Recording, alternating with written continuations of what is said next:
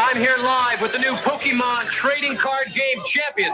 Congratulations on the victory. Thanks. I just gotta thank my Pokemon. I couldn't have done it without him. Let's go to the telestrator. Here, Brown attacks with a vicious B-drill. What went through your mind? When I saw that, I knew I could school it with my Charizard. Oh, again on wrist cam. Wow, you got game. Yeah, it helps having a fire breather on your side. Right, Charizard? The official Pokemon trading card game. It's hand-to-hand combat. The forces of evil have formed a band to defeat the Galaxy Alliance. 5 space explorers challenging the forces of doom. 5 robot lions answering the call to action. 1 mighty robot sweeping across the vast reaches of space and time. This is Voltron, the 3rd dimension. Sunday mornings at 9 on WB17. Red, orange, green, purple, blue, and yellow. Frozen bright colors and pulse fruity pebbles. Fruity pebbles. Big fruity taste. Big as a Brano. Red fruity colors. I want some pronto. Those fruity pebbles. Part of this good breakfast. Fruity pebbles cereal. Yo, Fred, check out the stunts my new yo-yo can do. Wow. Let me try. Sure. Irresistibly rich and chocolatey. Come on, ain't my pebbles. Better take time to unwind. Post Cocoa Pebbles cereal. Part of this good breakfast. Ronald, I think I have a rock in my shoe. Let me see.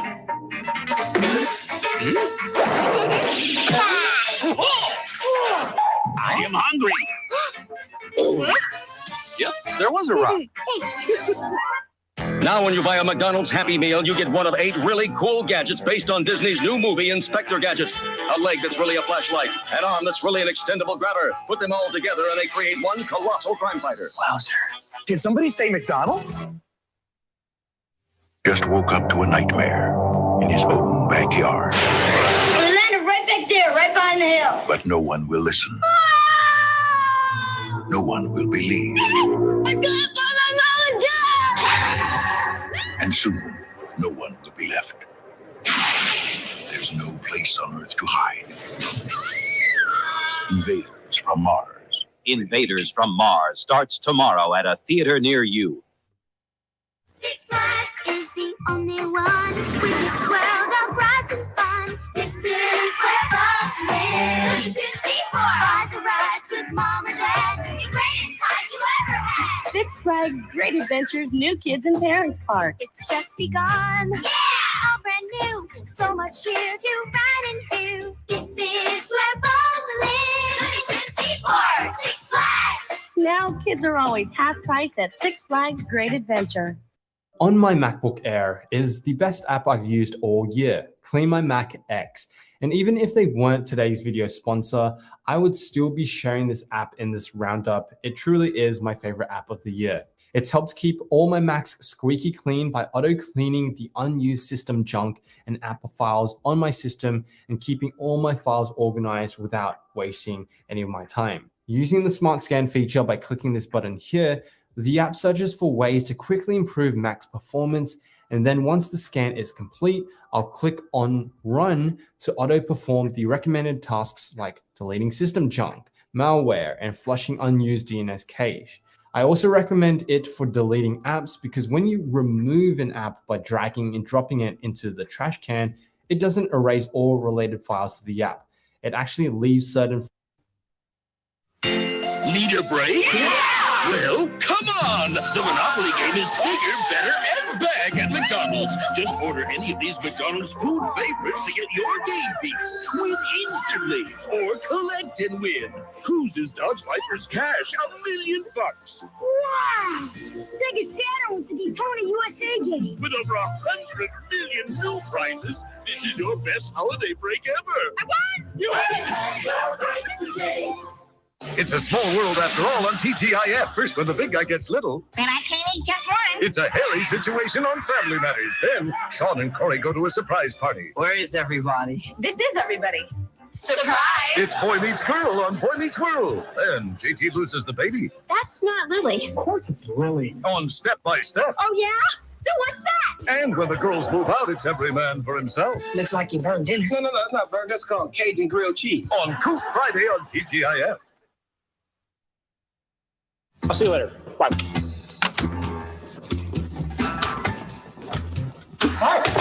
Hi. What are you doing here? I live here, remember? Yeah, but I thought you were working late. Gave myself an out. We'll go out. I'll change. Let's stay home. I'll change. Only Blockbuster has so many movies, so many ways to make your night off a Blockbuster night. Did I hear the phone? Phone? So pick up a movie from Blockbuster and make it a Blockbuster night. One day, it all just started. And for a long time, there was fire and rocks and fire and rocks. Then in 1886, Coca-Cola was invented in Atlanta, Georgia, ushering in the modern period of peace, harmony, tranquility, fire, and rocks. What you're supposed to watch. Mysteries of the Human Pancreas. What you want to watch. The Action Pack. 52 weeks of original action adventures from Hollywood's best action filmmakers. Action never seen in theaters, not available on video, and coming to your TV. Once a week, every week, on The Action Pack. Not what you're supposed to watch. What you really want to watch. Check your local listings. You can win daily prizes playing Telefun Music Trivia. Who, me? Play Telefun Music Trivia. You can win the monthly grand prize. Sure. Win cars, boats, trips, and much, much more. Who played drums for the Beatles? Ringo. Oh, that's the right answer. I win. You can win. Call 976-I-WIN. Only 99 cents a minute. You gotta try it.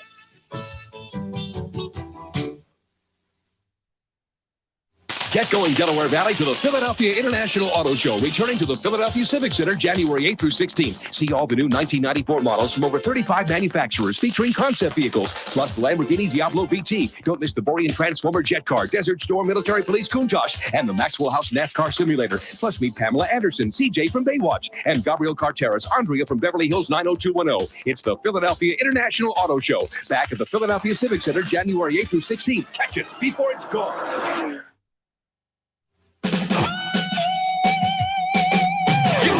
Gennardi quality.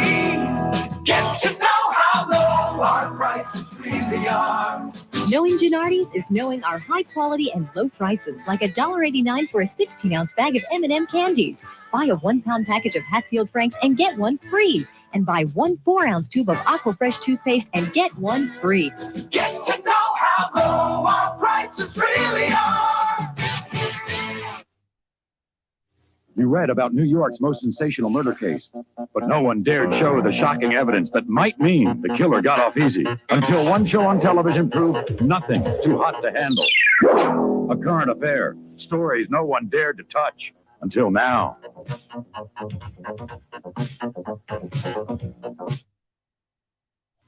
Are you always trying to get more entertainment out of your TV?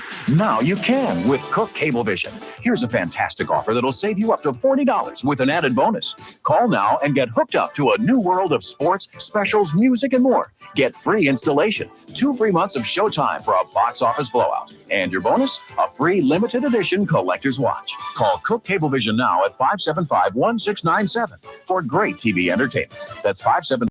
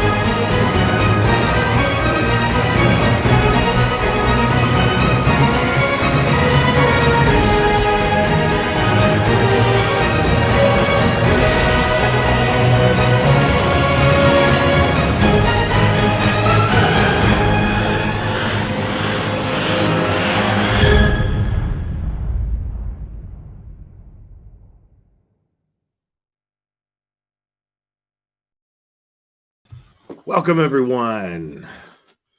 Happy Saturday. I hope everybody's having a wonderful weekend.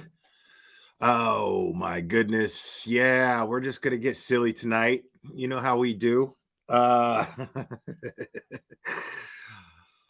man, it's just one thing after the other, you know. But my sights are set on somebody new, and I don't know how much time I'm going to spend discussing this person. Because I mean, it's just too easy. But at the same time, well, you know, others are just too easy too, but they're more fun. Now, all I know is I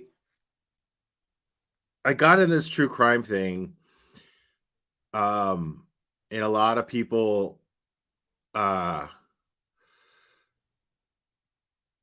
lot of people are into this for different reasons, and I understand that. I get that not everybody is into this because they really care or anything like that, and that's fine. You know, that's the cool thing about being a human being and being an American. You know, and I believe American rights are based on what are believed to be basic human rights, and you know, no matter where you are in the world, you know, you're free to feel however you want. Um, but when you cross over into uh because okay, if this is just entertainment for you, cool. That's I guess what I'm trying to say in a nutshell. If this is entertainment for you, then cool. There's nothing wrong with being entertained by really you have the freedom to be entertained by just about anything that you want as long as it doesn't victimize anyone. And this is where it gets tricky because some people seem to think that it's not victimizing anybody. But when you are contributing to making life more difficult on any level for someone who is involved in a situation, who never asked to be involved in that situation, who simply happens to be associated with somebody who is directly involved in a high profile crime case or whatever. You know, you're crossing boundaries that I'm not willing to cross. And it really has nothing to do with what I believe in as far as what's going on with true crime or anything of that nature. It has nothing to do with that. It just has to do with basic human respect for one another. And I think it's really gross that this Dylan Mortensen person is being trashed as much as she is. I mean, and it's all for clicks and views. It's just really, really funny. But people are starting to speak up, which I think is great. We're going to start off with our old buddy here. And lately this has been his go-to. And it's just really annoying. Because now it's just the family members too. On top of everything else, it's also the family members. And you've got you've got Jonatalia Lee Riches, as we like to call him here on this channel, Mr. Dick Stump himself, and here he is. This is just 8 hours ago. This is his community post where he states Dylan Mortensen's dad seems real sketchy and shady to me. Dude has been sued multiple times in the last year, divorced 2 times in 5 years, left during Dylan's teenage life, and operated numerous failed businesses, bankruptcies.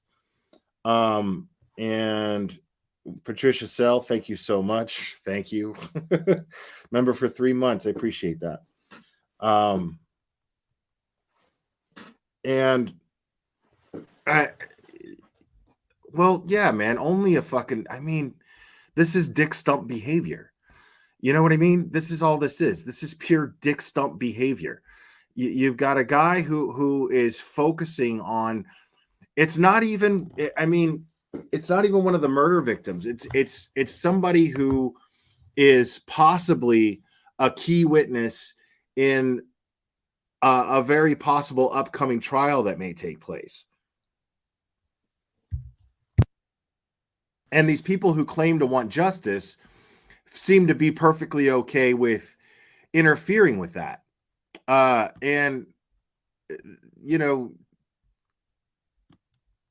it makes, okay, here's the thing, is it makes absolutely no difference, okay? It makes zero difference at all whatsoever to the case itself, what these people's personal lives are and what their issues are and what their past is, has nothing to do with anything. It's not relevant. It's not even the slightest bit relevant that the roommate of these murder victims, who was cleared as any type of person of interest early on, before they even arrested Brian Kohberger, this roommate was cleared. They knew all of this information, all of the information that you guys think that you're so fucking smart because you're privy to it now. Well, law enforcement was already privy to it. And they're the ones that are actually trained. They're the ones that are actually trained, and they're the ones that are educated and qualified to determine who is a person of interest and who isn't. You are not. None of you in my chat are. None of you who follow Jonathan Lee Riches are. None of you who follow BHB are. Nobody, unless you are even if you are a former investigator, even if you are a retired police officer with a YouTube channel, and no disrespect to them because I'm a big fan of all of them except for Chris McDonough. But all of them, even them, they're not qualified to decide who's a person of interest in these cases and who isn't, because they're not working the case. They're not privy to all of the information. Those investigators, those experienced investigators on YouTube will tell you themselves that in order to be able to even theorize responsibly, you have to have all of the information. You have to have all of the evidence made available to you. You have to have everything that involves the case that is available, that exists. Any evidence, any witness statements, anything. For you to be able to responsibly be able to name a person of interest or someone who's suspect, you have to have these things. And you have to be qualified. I mean, Patricia Sell, you're just now unsubbing to JLR, really? How long have you been following this channel? But good, I'm glad you did unsub. But I mean, and I'm glad that you brought that. I'm glad you said something, because, you know, at least some people in his comments are speaking up, unless he's deleted them since. But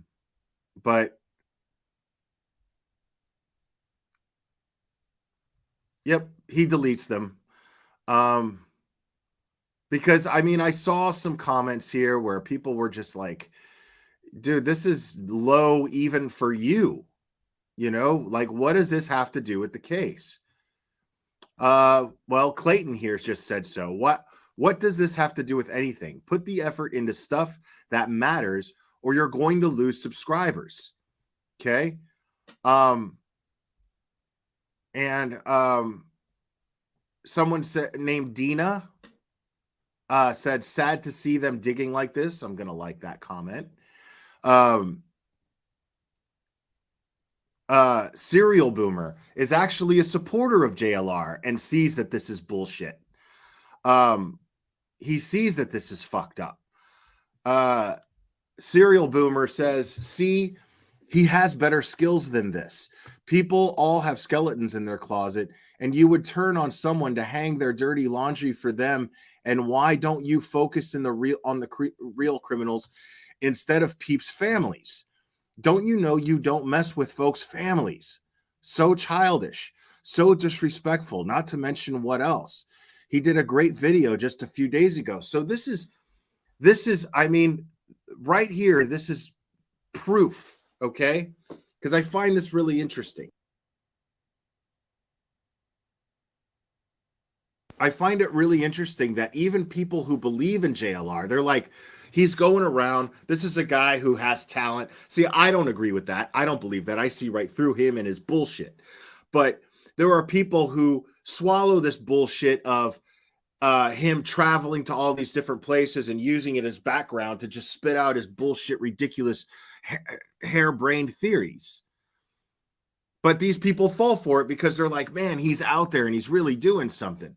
But even those people are now starting to see how immoral he is.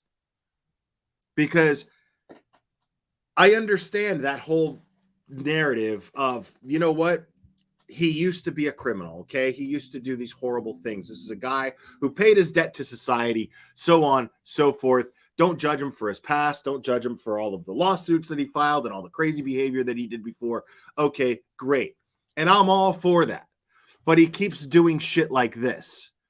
These are the indicators that show me that this person has not changed. He has not changed at all. This is why I feel no problem calling him out.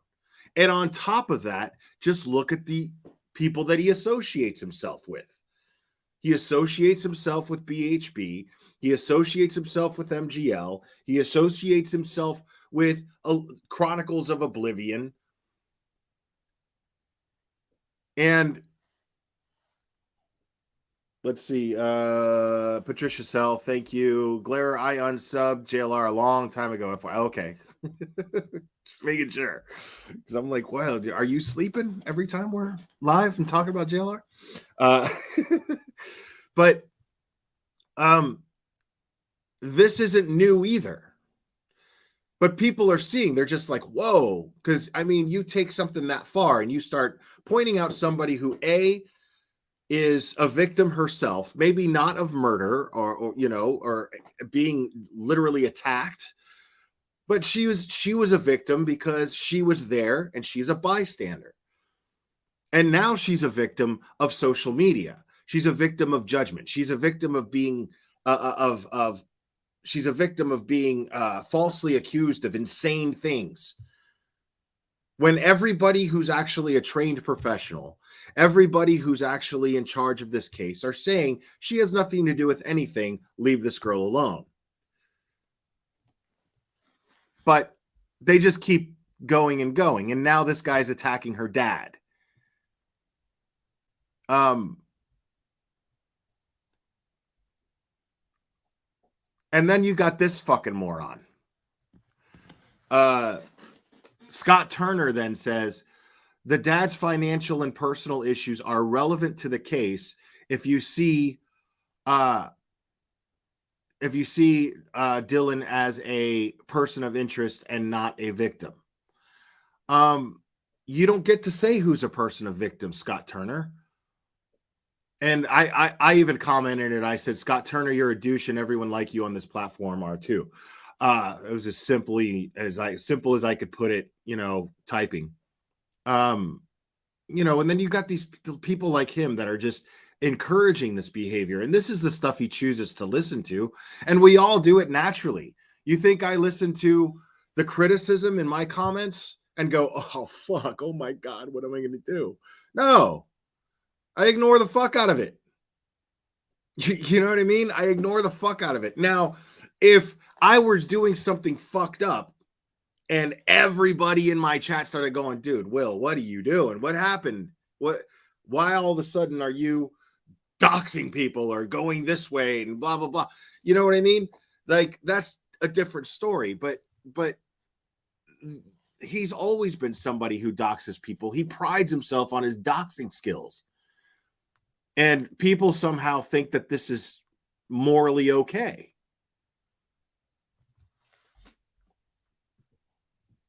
I mean,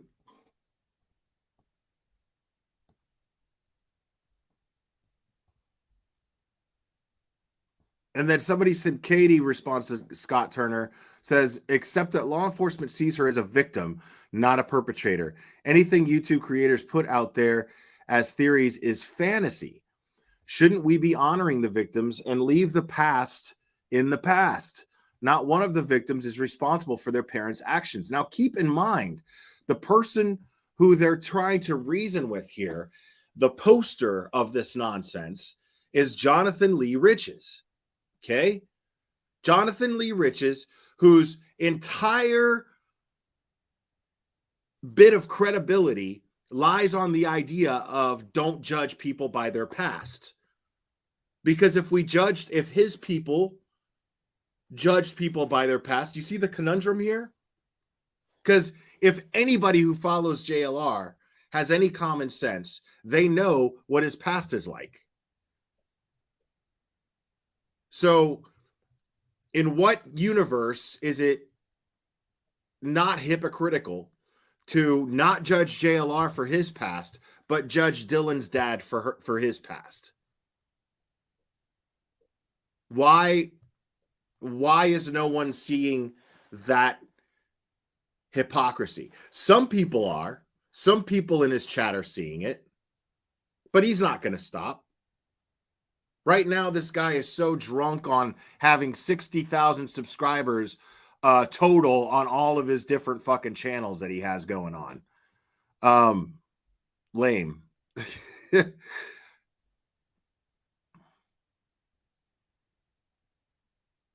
And then I don't even know what this means. Jonathan, don't dig for fill dirt. Get the topsoil.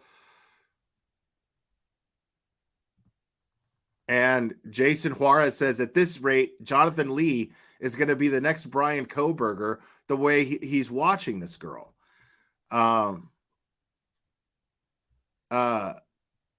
Hit the like, who I believe has been in this chat more than once, says, LOL JLR, did you just say sued?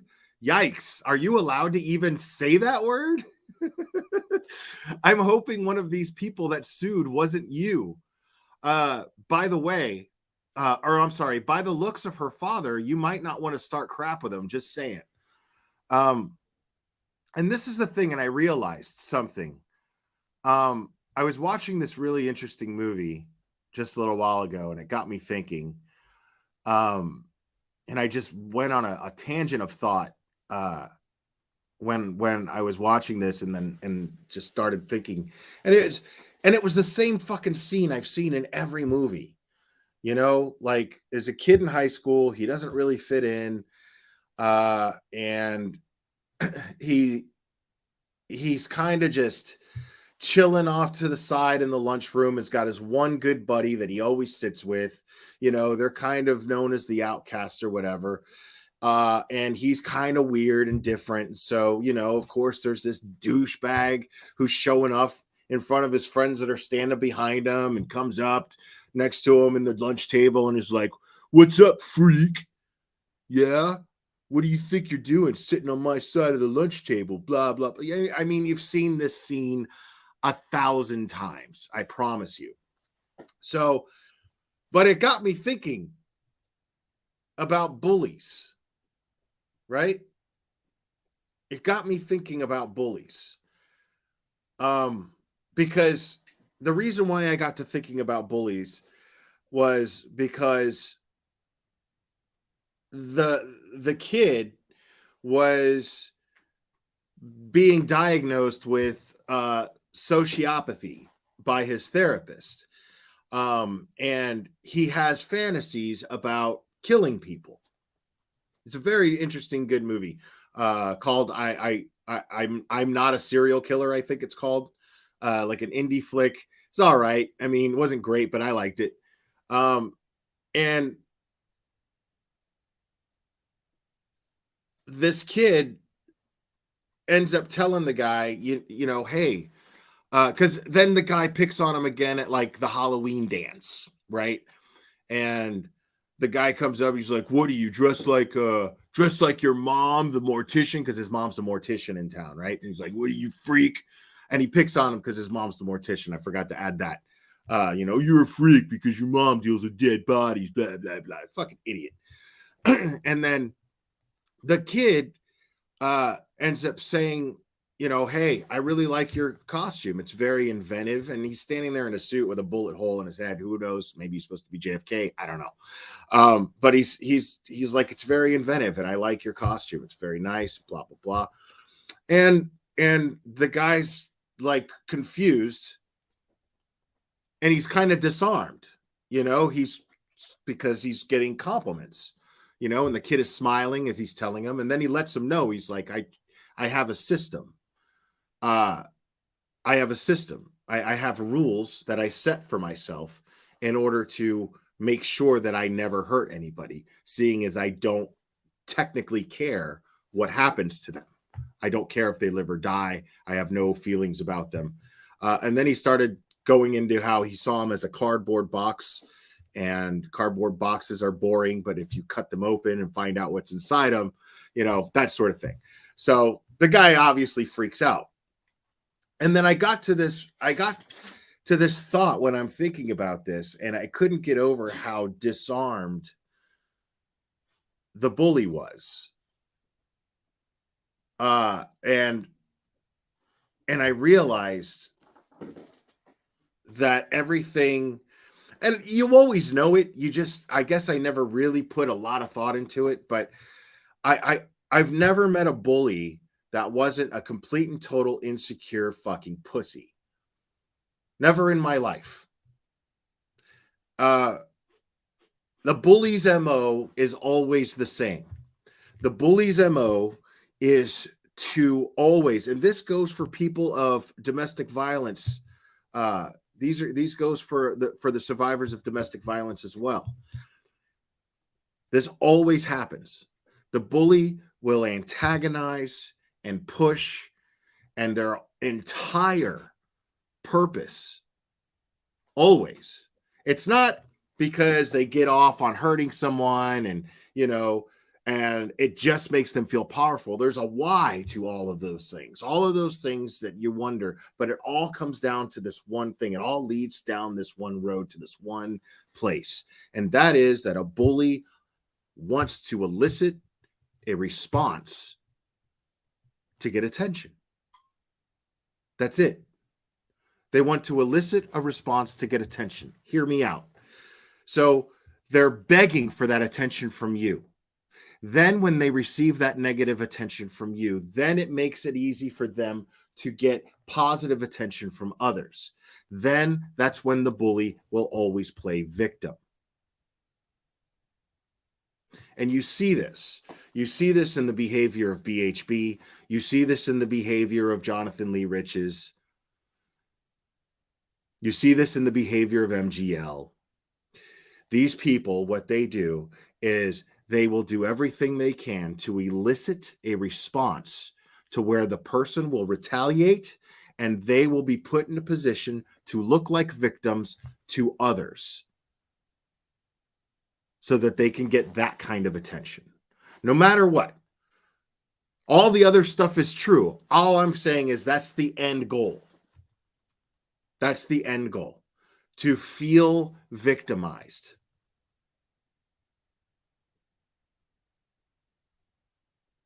If you want to pinpoint the bully, right? The bully in a situation, look for the one who is seeking the most attention for being victimized. Look for that person.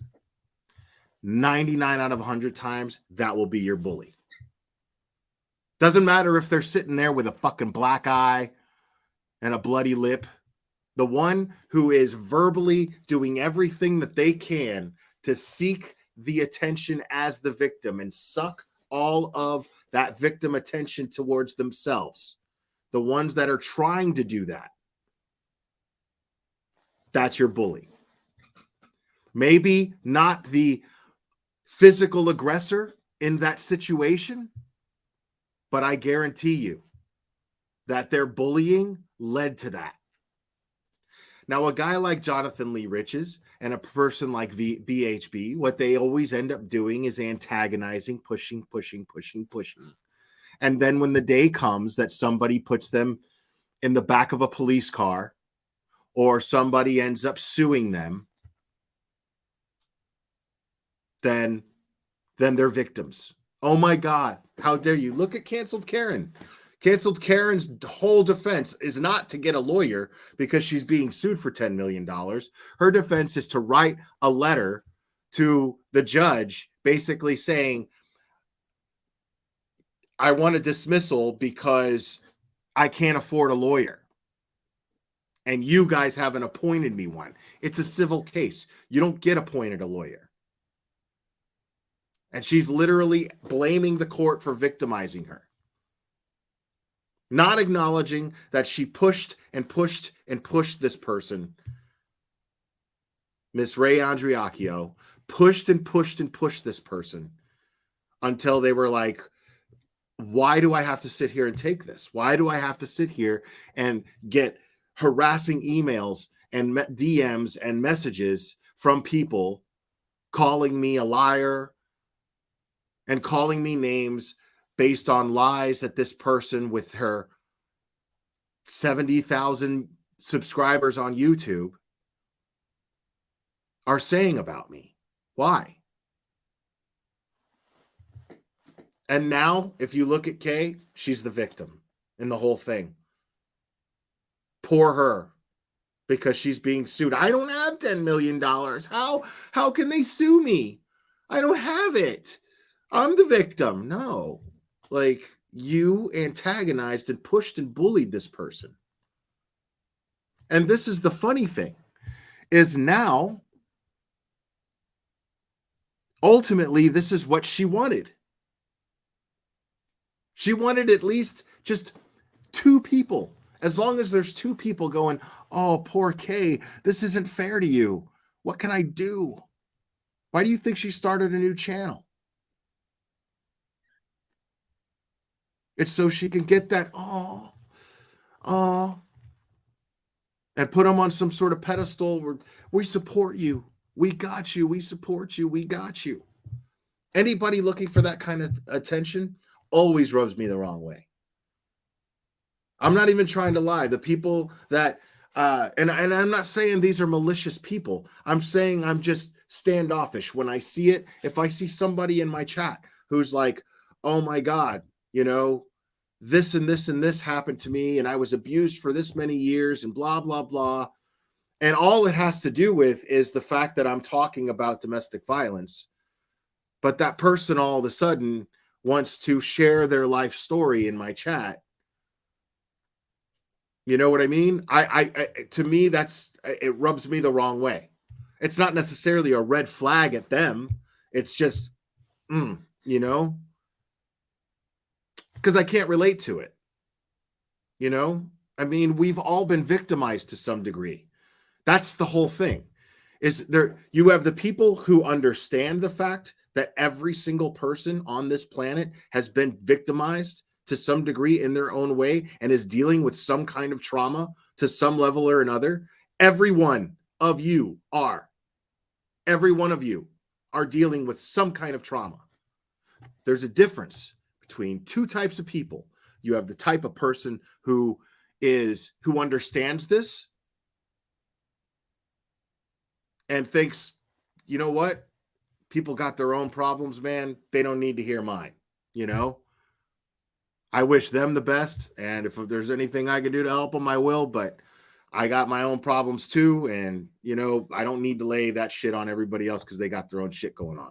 And then there's the kind of person that doesn't understand this and thinks that they're the only ones with problems, or that their problems are problems that no one else could ever possibly understand. You don't know what it's like to be me. I'm too worried. I'm too busy worrying what it's like to be me. So's that person worried about what it's like to be them. The fuck makes you so special?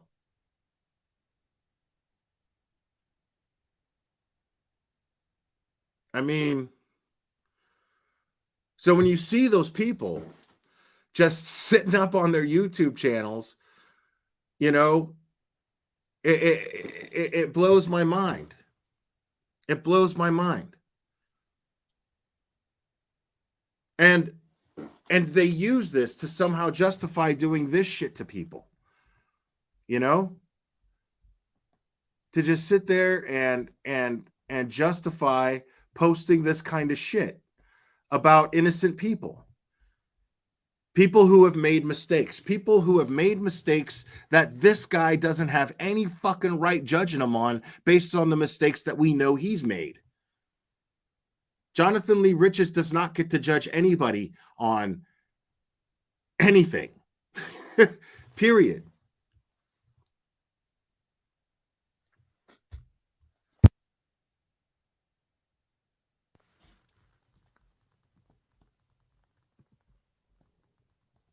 And then there's, look, and let's Snap your W-2 and file Fed and State for free. I don't know why this guy thinks that what he's doing is somehow productive. It's crazy to me.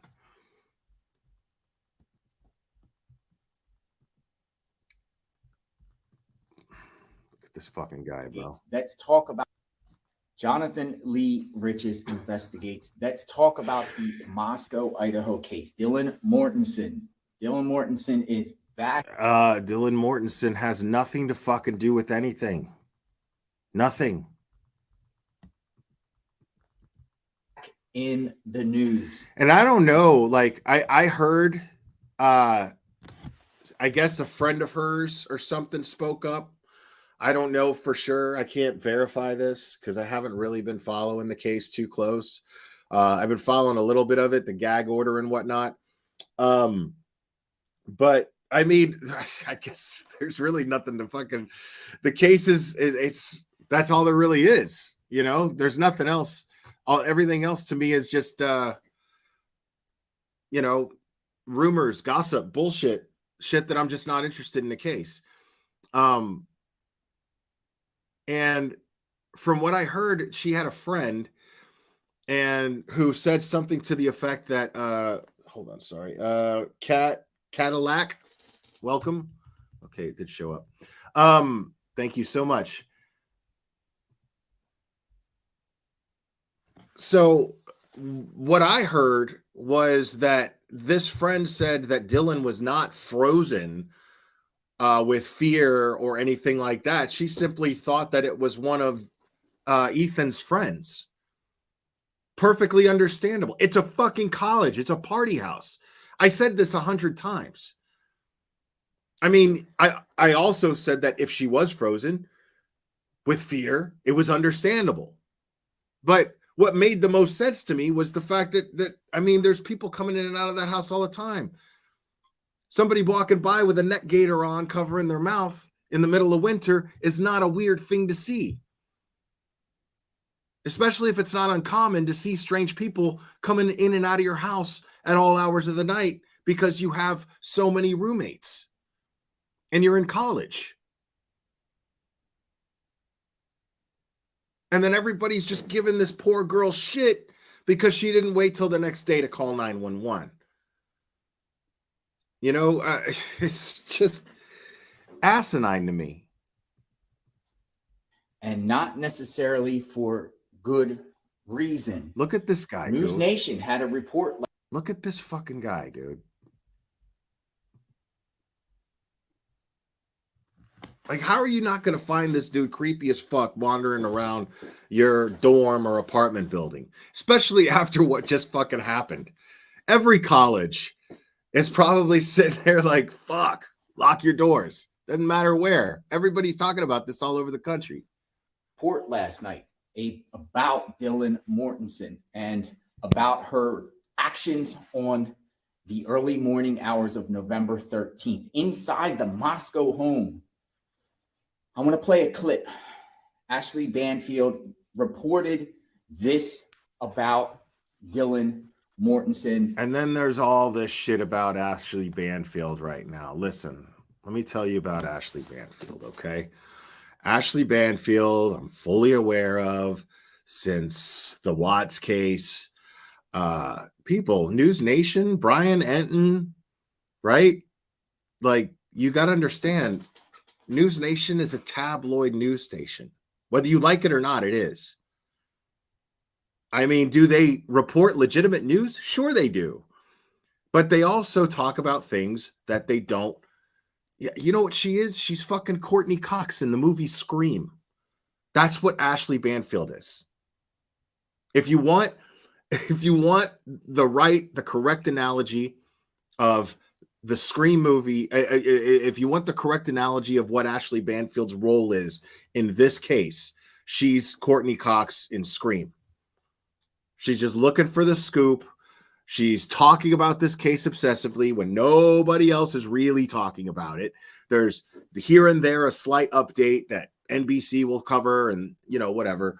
But these stations that are always talking about it, these are tabloid news stations, dude. You know what I mean? Like, I wouldn't go that far, Ashley. Call me. I'll be your Dewey anytime. I'm just kidding. But you can't be shocked at what she's doing. Saying that she has a source, okay? YouTubers have sources. You know what I mean?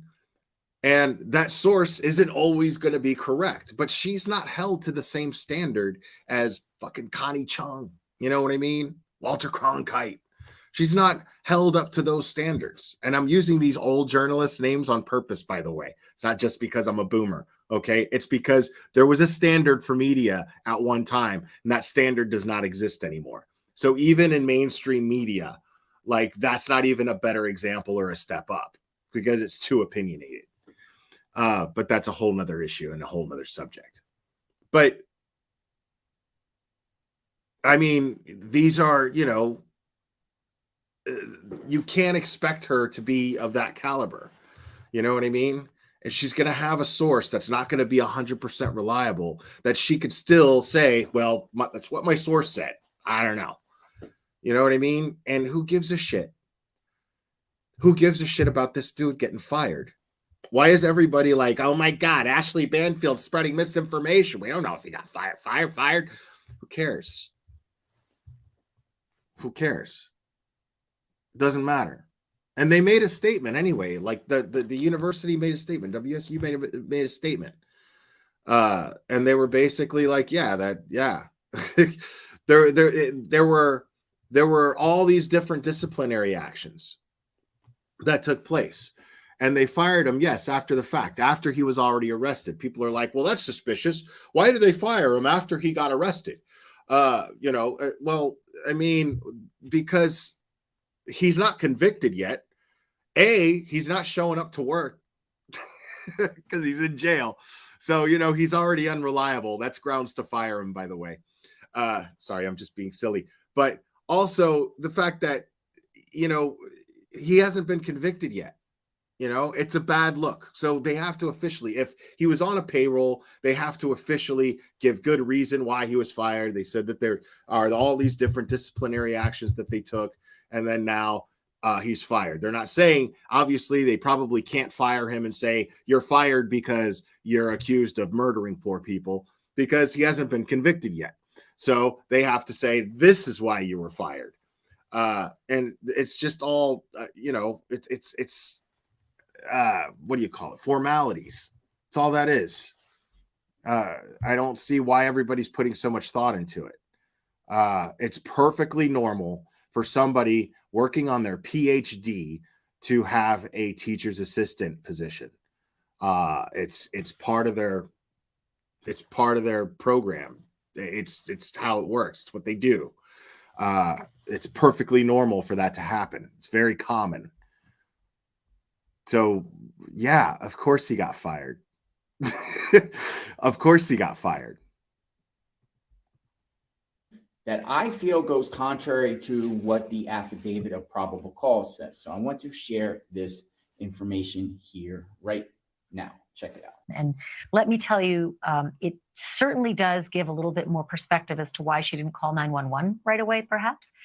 We're told that Dylan actually mistook the noises that she'd been hearing. Remember, the affidavit said that around 4 a.m., she could hear some noises up on the third floor, thought it was maybe, Kaylee.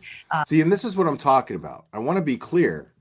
If you are the type of person to take anything that Ashley Banfield or Brian Enton says with anything more than a grain of salt, you're a fool. These people are not, they're not totally legitimate news sources. They're tabloid news sources. They are the Daily Mail. They are the Sun. They're the equivalent of those. Mad Catter member for 3 months. Thank you so much. Dylan is the new Sammy. Right. Right. I totally agree with that.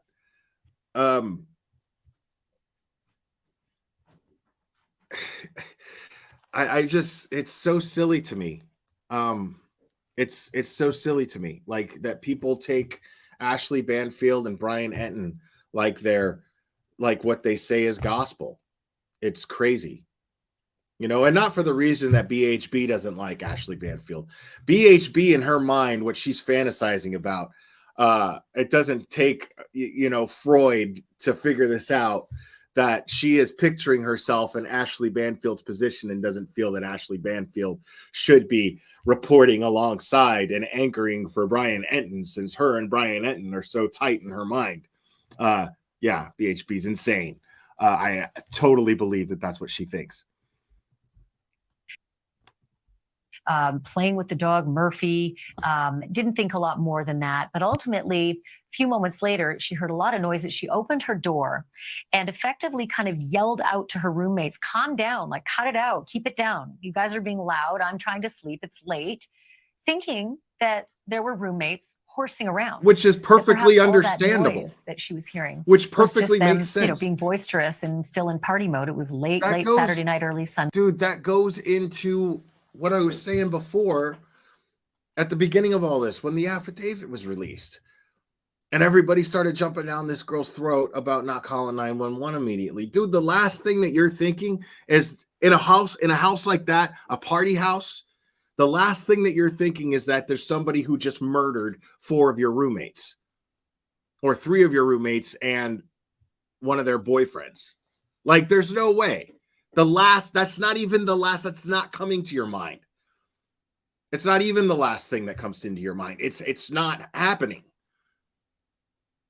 It probably never crossed her mind in the slightest bit, not even as a fantasy to dismiss, because that's exactly what you would do. You'd say, I watched too many horror movies and I need to go to bed. In a split second, this thought would come and go. In a split second, that thought would come and go. Magic. Like nothing. Quick enough to where you might not even legitimately remember having the thought.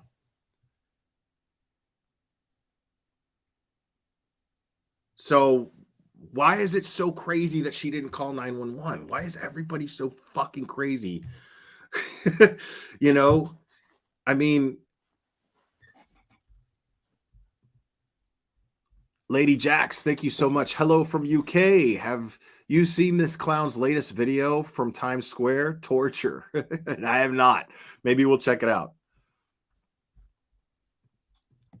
Sunday morning. So she then closed her door and went back to bed, but within minutes, perhaps sort of roused again by noise, opens the door again, was going to say something again to the effect of, keep it down already. It's the middle of the night. And that's when she sees the figure coming towards her. Now, this has been a big bone of contention for a lot of people. Why, if you saw some shadowy, terrifying figure walking towards you, would you just close your door and go back to bed and not call the police?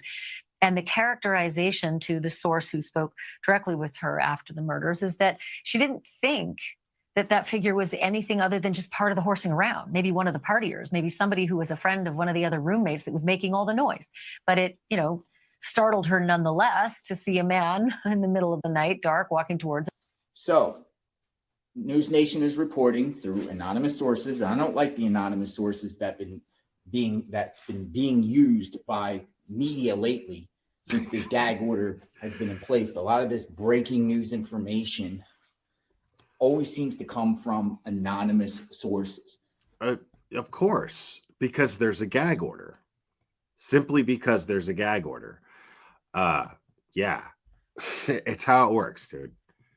But it's being reported by News Nation that these anonymous sources also apply anonymity for the purpose of not having douchebags like you stalking them and harassing them, doxing them. that Dylan Mortensen actually opened up her door inside the Moscow home and yelled out to people around the house to quiet down, and then close the door and then do it again, and then ultimately opening the door and seeing Brian Kohlberger. Now, that goes contrary to the affidavit of probable cause, because the affidavit of probable cause doesn't say that. It doesn't say that at all. It says that Dylan, froze, and then went inside a room. It doesn't say about Dylan calling out to people inside the home about noise or anything like that. So I'm not sure if that News Nation report is correct, or they're getting wrong information, or someone's feeding them a bunch of BS. But Dylan Mortensen, she has a tough road ahead because she's getting in the spotlight more and more lately, and it's putting reasonable doubt in people's minds on what really happened with Dylan Mortensen that day. The media is not helping.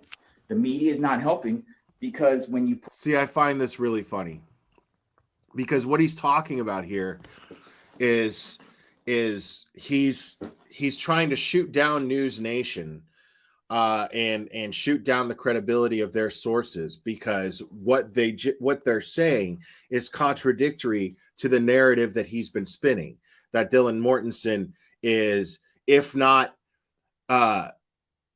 liable, if she's not in some way accountable for not calling 911, she's probably even involved in some way.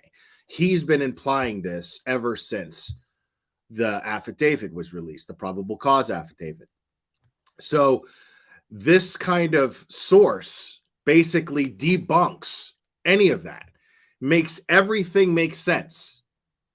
The way that Ashley Banfield just explained how her source had explained it to her made absolute perfect sense as to why she would not have called 911 until the next day.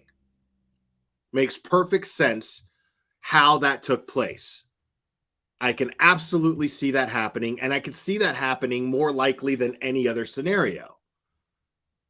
That she heard people making noise. Hey, yo, shut up. Trying to sleep. It's late. And then dickhead walks by her. And he's on his way out the door, so it's not weird that he has a neck gaiter on. You know? I mean, right, go find me. That's what I'm saying. Is this guy is absolutely harassing this Dylan person. And what's terrible about it is she's mourning. You know, she just lost her friends. And she's already struggling with her own feelings, probably, of what could I have done to prevent it from happening. And this person might have to take the stand. Do you think it's helpful to the case that this asshole, along with so many others, are painting a picture that she did something wrong?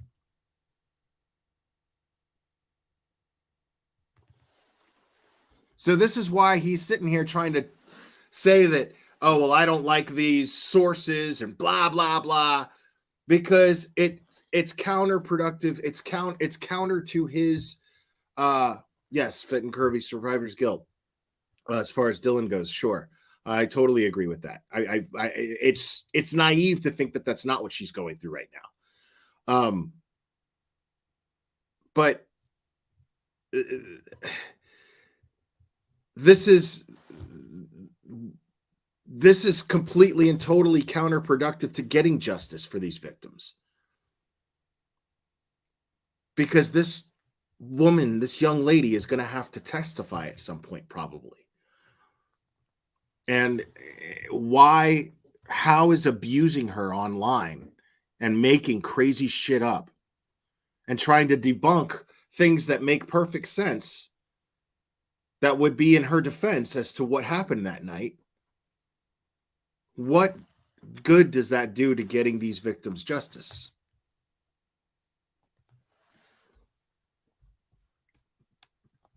When you put out stories like that, it makes people kind of focus away from Dylan being a victim to Dylan being somewhat responsible for this crime. No. That's in my mind. And when I say that responsible, Okay, that's why it's in your mind. I'm going to play that again because, again, folks, I'm not sure I can believe my fucking ears, because he just basically, no, you're not going to flip that shit. John Atalia, you're not going to flip that shit. We're not going to fall for that. Okay. The narrative that you're trying to spin is that she's somehow responsible for what happened and that she's not a victim. You're trying to say that what Ashley Banfield just said somehow makes her responsible. It does not in any way, shape, or form. It makes the situation, the scenario that she apparently described to this source as being perfectly reasonable. well, no, she didn't assist Brian Kohlberger in the crime. And Chantress, member for 3 months, thank you. And how does he make things better with his lies? Right. Hold on, I just got a tweet from News Nation. Hold on.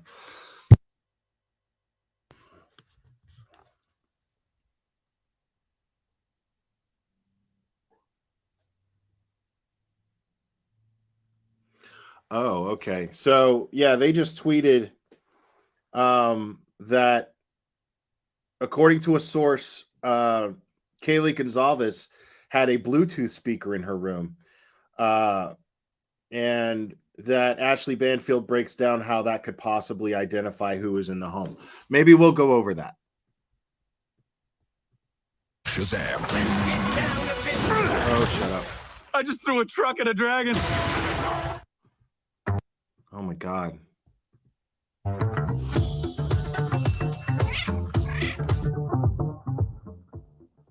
We know that, but some people think that, but I don't. And I'm sure most of you don't feel like that. But what I mean is her behaviors afterward. It's kind of okay.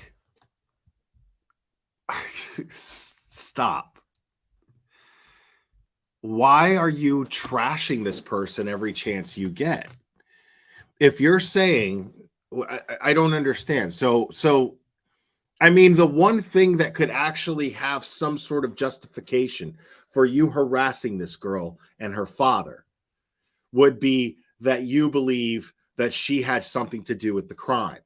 That's the only thing. If that actually turned out to be true, that would be the only close thing to even beginning to justify you giving this girl shit on your channel for as long as you've been doing so.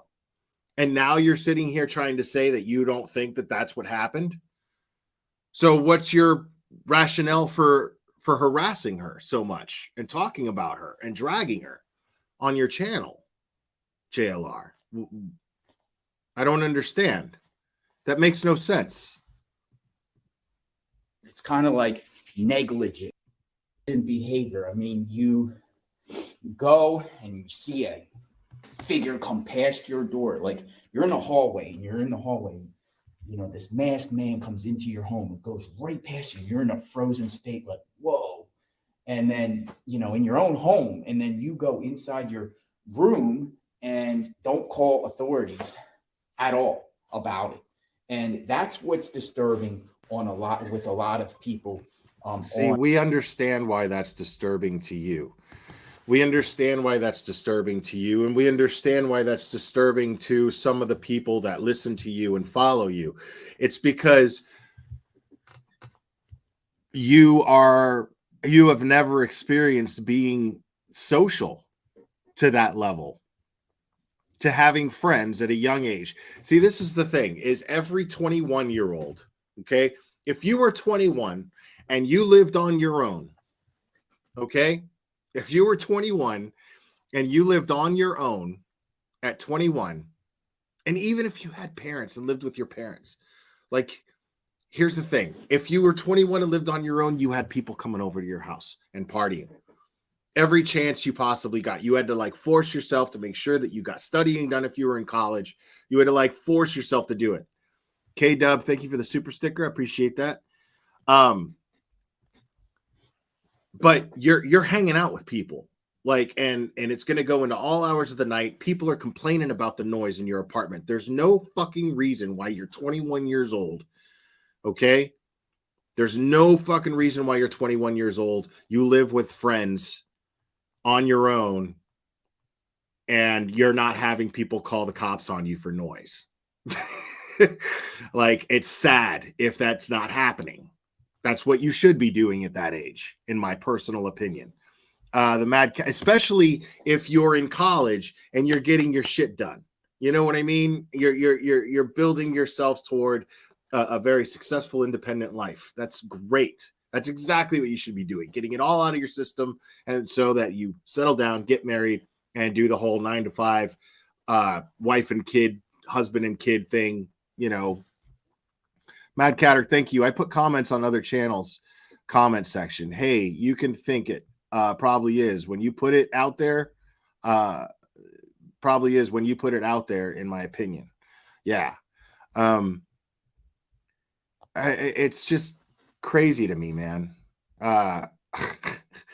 So yeah, I don't think that this guy has ever had a real social life. I don't think that he knows what it's like to be at a ripe age, like 21, and just have a fucking blast, you know, and just have so much fun.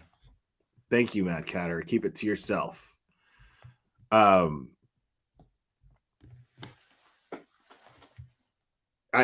really, I think, you know what I mean?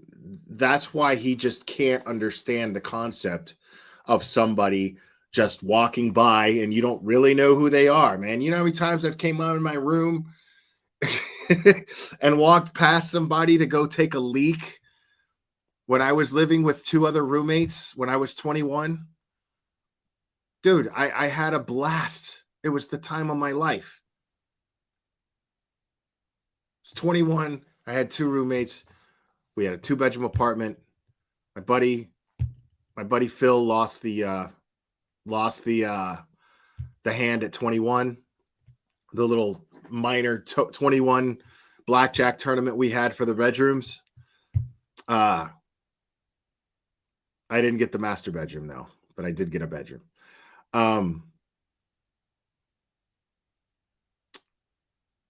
But I had the time of my life. You know how many times I walked out of there to take a leak and walked by somebody that I didn't fucking know? You know what I mean? What's up, man? That's it. And then go back because they were one of my roommates' friends from work or something. I mean, I don't understand why it's such a mystery. The only thing that I can think of as to why it's such a fucking mystery to this guy is because he's never experienced that. The concept of being 21 and walking by somebody you don't know in your own house in the middle of the night is foreign to him. It's, you know, like, I get it. If you're comparing that to where you live right now, if I were to walk by, and I have roommates now, you know what I'm saying? But like, if I were to walk by and see somebody I didn't know, I'd be like, what the fuck? And you are, you know what I mean? I get it, but not at 21. It's not suspicious in the slightest bit. It would be suspicious almost if she did stop him and go, who the hell are you? You know what I mean? Like, we know that people came in and out of that house all the fucking time. on this case. And then the news reporting again that Dylan, called friends, called roommates, and didn't even call 911. So it was calling around on their phones, but didn't call 911. You know that 911 call was hours later. A lot of you already know that. But it's just behavior like that. Everybody knows people that. Want to question Dylan more and want to know more about Dylan. Not like Bethany, because Bethany's not getting the same scrutiny as Dylan at all. Nobody worth a shit wants to know anything about Dylan. Nobody worth a shit. I'm telling you right now, if you're worried about what the fuck's going on in Dylan's personal life, who she is, and you're trying to understand her better, you're a piece of shit. Leave that fucking girl alone. Seriously. Leave her the fuck alone. There's absolutely no reason to have any interest in her whatsoever. It's insane behavior if you are obsessed with wanting to know more about Dylan Mortensen. Something is fucking wrong with you. I don't care if you're a creator or a viewer. If you are obsessed with wondering what the fuck's going on with her because she's not a person of interest, people who are trained and qualified, not you, people who are trained and qualified have already long decided that she was not a person of interest.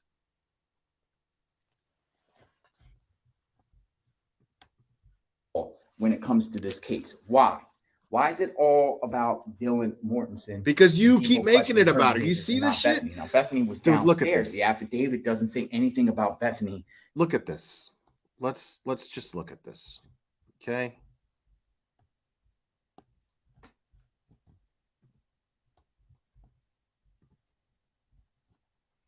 Dude, let's just start right here. Dylan Mortensen, the right to remain silent. Dylan Mortensen and Bethany Funk, derailed. Dylan Mortensen, walls closing in. The fuck does that even mean? Walls closing in. That's the one we were just watching.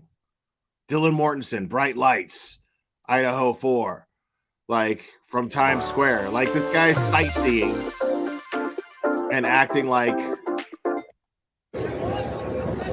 Jonathan Lee Bridges investigates. I am in Times Square, New York. Why is he... Can Dylan Mortensen... He's holding a picture of her up. Why is he doing that? Why is he holding up a picture of Dylan Mortensen? What is the point of that?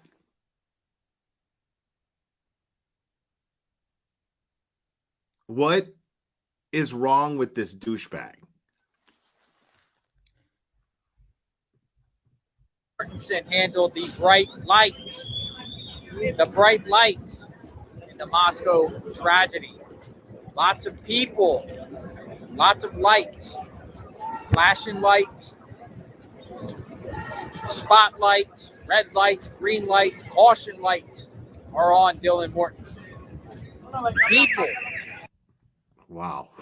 Tahiti, Arizona, thank you. Hey, Blair, hope you're making today a great one.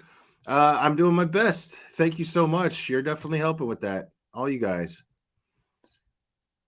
I mean, what the fuck is this guy doing, dude?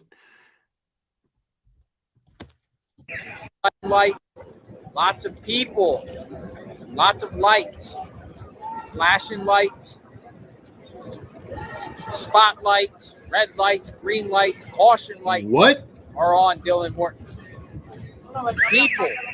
People want to know about Dylan Mortensen and her actions during the early morning hours of November 13th, 2022. No, they don't. The bright lights. There's a lot of people here in New York. Let me show you. The bright lights. Can Dylan Mortensen handle the bright lights? What the fuck are you talking about? Can she handle the bright lights? Dude, if you don't see this as the same shit he was doing with the Sandy Hook killer and the Aurora, Colorado killer, if you don't see this as being the same exact fucking behavior, You are blind. You are blind and you are probably stupid.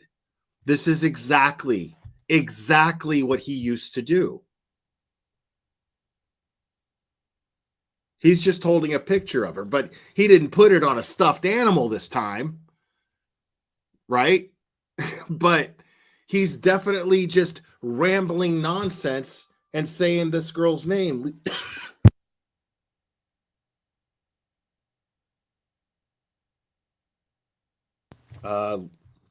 Thank you for the Cash App, Lisa. I don't want to say your last name. I don't know if that's your handle on here, but thank you for that. This is unbelievable that if you don't see what he's doing as being obsessive, wow.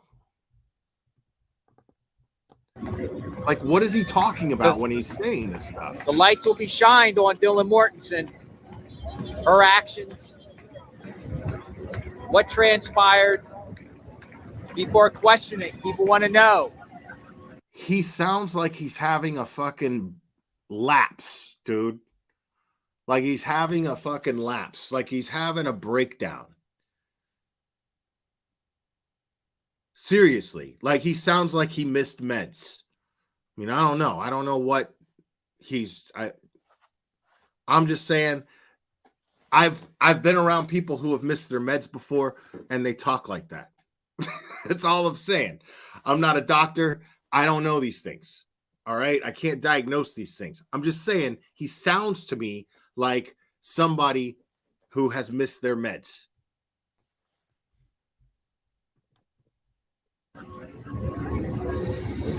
The bright lights.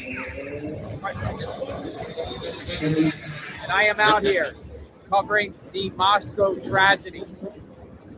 In New York? Times Square. I want to know your thoughts. In Times Square. Okay. If you were in Dylan's shoes, could you handle the bright lights? Could you handle all the people watching you and analyzing you, wondering about you, and talking about you online? The amount of people here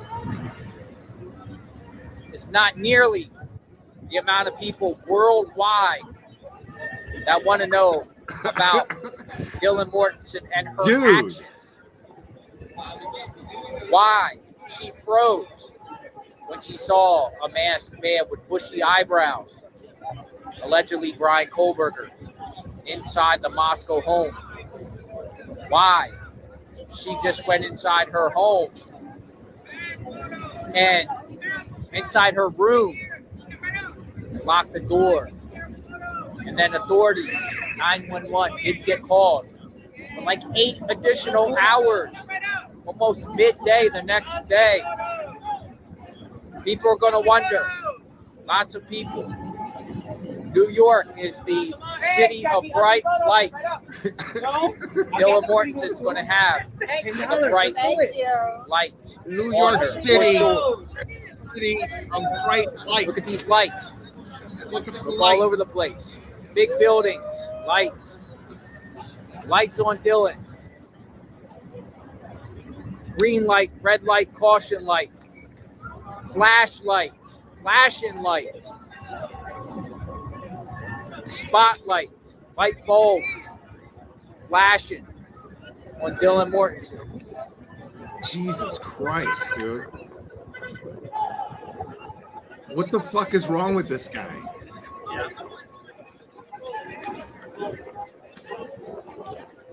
This is the city that never sleeps. We're wondering what happened that day. This is the city that never We'll be sleeps. safe. God bless. We'll talk soon. Wow. For Wow, just dude. $67, you can make as many This dude videos is as you want, and you something never else, need. bro. This dude is something else. This is Jonathan Lee Riches, aka JLR. I'm here to tell you that I made a new discovery.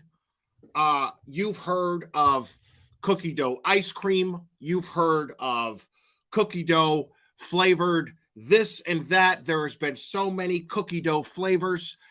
Finally, they came out with this thing. This thing is amazing. Okay. What this thing is, I can't believe somebody made one of these. This is a cookie dough flavored biscuit of some sort. It's a cookie dough flavored. Somebody had the foresight to actually finally make a actual, what I feel like could be a cookie, but I mean, they took a cookie and made a cookie dough flavored cookie. I can't believe that they made that.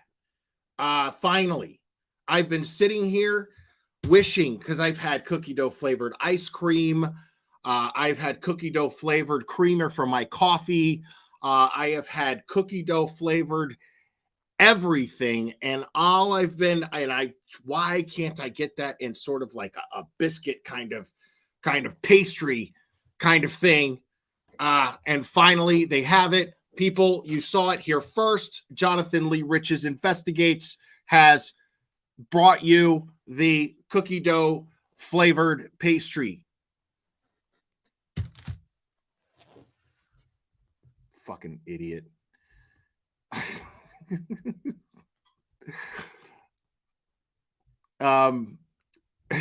We're gonna move on to somebody else here. This dude is, I've had a couple of little interactions with him.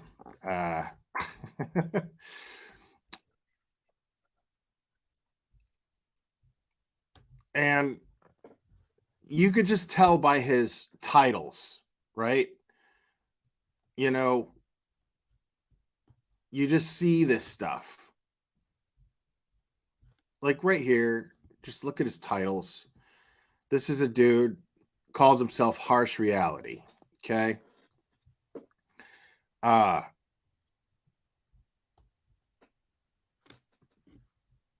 mean, look at these titles. Wow. Dylan Mortensen's Inner Circle speaks. Who's lying in the Idaho 4 case? I mean, it's just ridiculous. And this is a guy who you could just tell he likes to spin these narratives. Snap your W-2 and file Fed and state. And we're going to go over this stuff. Simple I'm going to tax show returns. you. This guy's a little...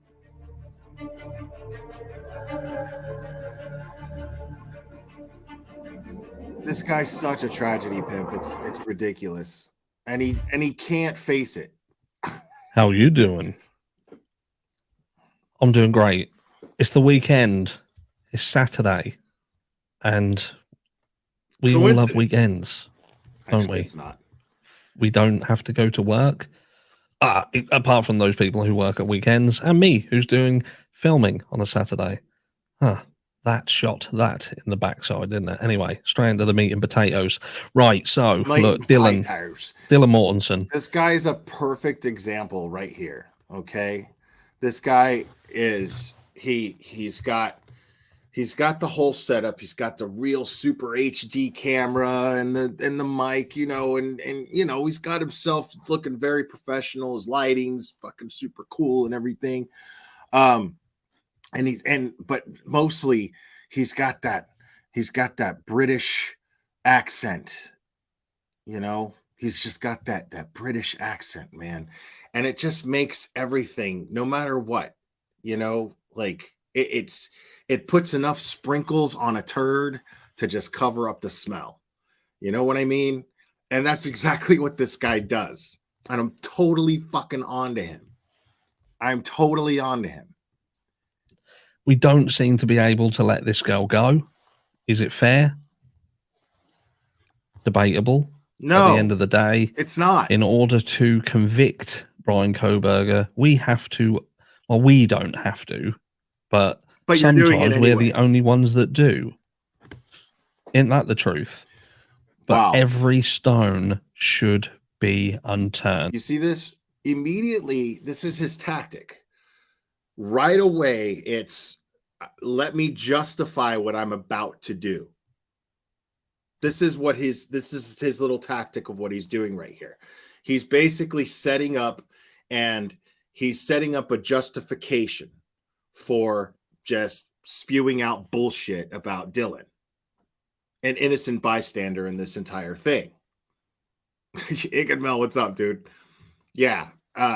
This dude I'm telling you, maybe it's because, I don't know. I mean, a lot of you guys are British in here, and Cherry being my right hand here, like, I guess I'm just not, I love the English accent, but it doesn't fool me. It doesn't fool me at all. Turned. That's just the way it is. Now, whether the people who need to will do, that's a different matter. But it should be done. So what would we find if we started unturning stones around Dylan Mortensen truly? We've seen this recent information that has come out that kind of contradicts the original affidavit or Alpha David. I'm trying to get the hang of it. Contradicts it entirely. In one hand, you're saying, look, I was scared. I was frozen in fear. I saw this monster. I'd heard these weird noises. It made me come out of my room to look. You see why that's dangerous? Tahiti, Arizona, thank you so much. I've put somebody on him. It's a secret. I don't know what that means, but thank you. Now, do you see what he just did right there? Let's play it one more time. I'd heard these weird noises. It made it. I was frozen in fear entirely. The hang of it. Contradicts it entirely. In one hand, you're saying, look, I was scared. I was frozen. Okay. He's talking about Dylan Mortensen right now. Okay. Now, what he's saying right there, the way he just worded that, in one hand, you're saying, I was scared. I was frozen. Basically implying, strongly implying, that those are the words that came out of Dylan's mouth. We don't know. That's not in the affidavit. That's not in the affidavit. At no point did she say why she didn't call 911 at the time. At no point. Okay? So it's just really funny that you see what he's doing? This guy, he thinks he's slick, but he's not slick at all, because he's wording it as though that's what she said. Again, in his own way, manipulating the situation to justify trash talking this poor girl for the sake of content. Frozen in fear. I saw this monster. I'd heard these weird noises. It made me come out of my room to look. She never said this stuff. We don't know she's ever said this stuff. And people have said, that's why, bless her cotton socks, she wasn't able to call 911 because she was frozen with fear. She'd come face to face with a monster. She saw his eyebrows and everything. And a lot of people then sort of understood where she was coming from. But then we have this other information that comes out. Now, I did yesterday a video that supposedly was one of her friend's boyfriend. Now, look, some people have turned around and said, look, they've got students who go around here, and that person could have been any of them. Some people have said that he slowed his voice down to try and hide who he was, etc., etc. I am still not buying it 100%, but I do have to question some of the information contained within it, because some of that information has been said elsewhere as well, regarding the fact that Dylan had in fact shouted up, shut the fuck up, so on and so forth. And when you pair those elements together with that story that she didn't really see someone, she had been interviewed by law enforcement and they had almost tried to, you know, usher her in a specific direction, and she just rolled with it. What? We know that someone on this platform is a king at it. So, you see what he just did? And this just goes under people's radar, because Hold on, let me play that one more time. Interviewed by law enforcement, and they had almost tried to, usher her in a specific direction, and she just rolled with it. So he's sitting here saying that law enforcement, that somebody said that law enforcement basically coerced her story, that pushed her in a direction, that law enforcement interviewed Dylan Mortensen and pushed her to go a certain direction. Where's he getting that information from? How would he know anything that could confirm such a crazy fucking theory? That's a bold thing to say. That's a hell of an accusation to make. You're basically saying that law enforcement somehow coerced her to make her statement the way that she made it, which you don't even really know what it is. Most of that is not even in the affidavit, just the meat and potatoes, as you like to say. That's all that's in there. All you need to fucking know. More than you need to fucking know. All a judge needs to know.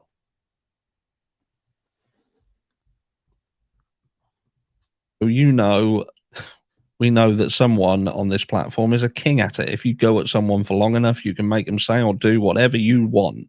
Is it called the Reed method? And look, it can happen, especially if you are a young person who you are genuinely scared of what could happen. I can just imagine being in that room and being told, how does it look? You're the only person who survived. How do we know that you're not involved? Is this the person? This is the person, isn't it? And you're not involved. Do you know what I mean? I can see it. I can see it now. When law enforcement have a bone and they want it, they're going to do anything to keep hold of it. So there's somebody claiming to be Dylan's friend who put a YouTube video out saying this stuff. And that's reliable how? How's that privy to the case? How does that help get justice for those victims? Even talking about it. It makes no sense.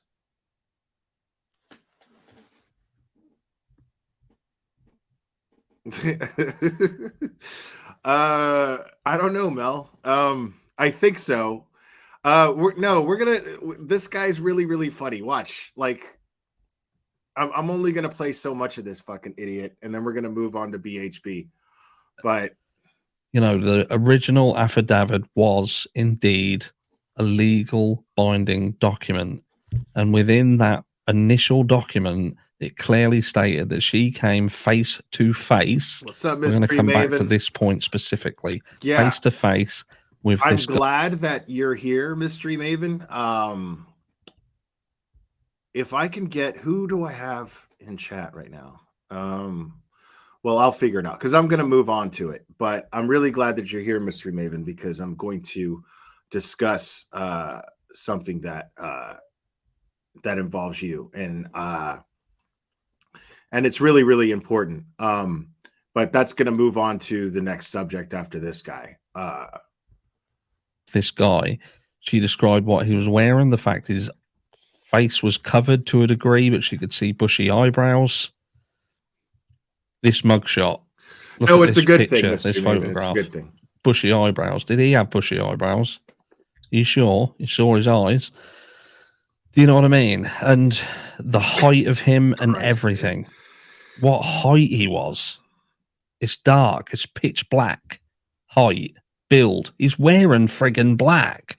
And he's in the dark. How can you tell? Could you tell the build of someone in the darkness? And we're saying that it was that dark that he didn't see her.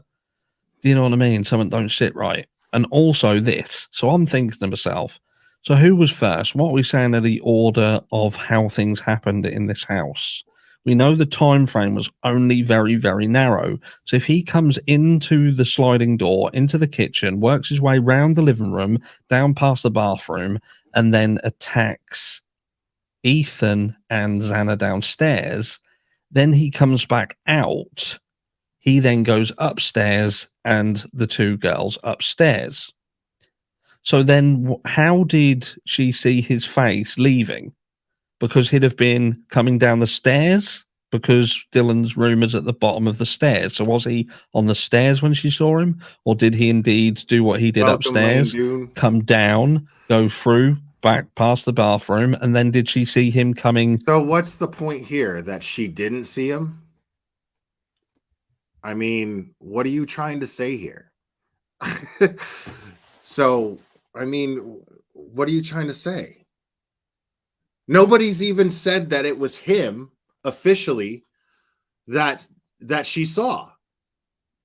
She merely saw a figure of a tall man with bushy eyebrows and a neck gaiter covering his mouth and nose walk by.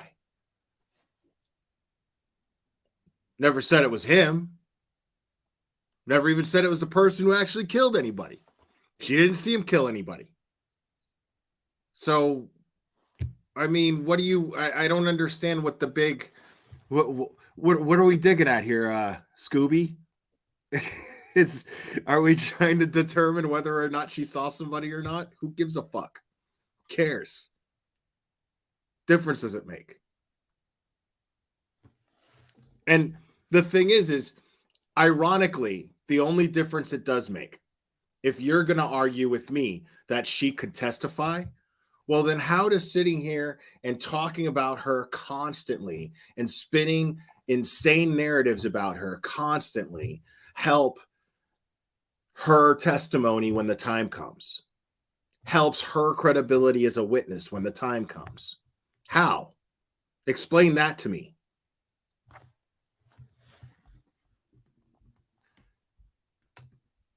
Like, these people kill me, dude.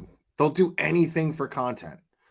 That way. And then he cries, dude. Like, and then he fucking cries. So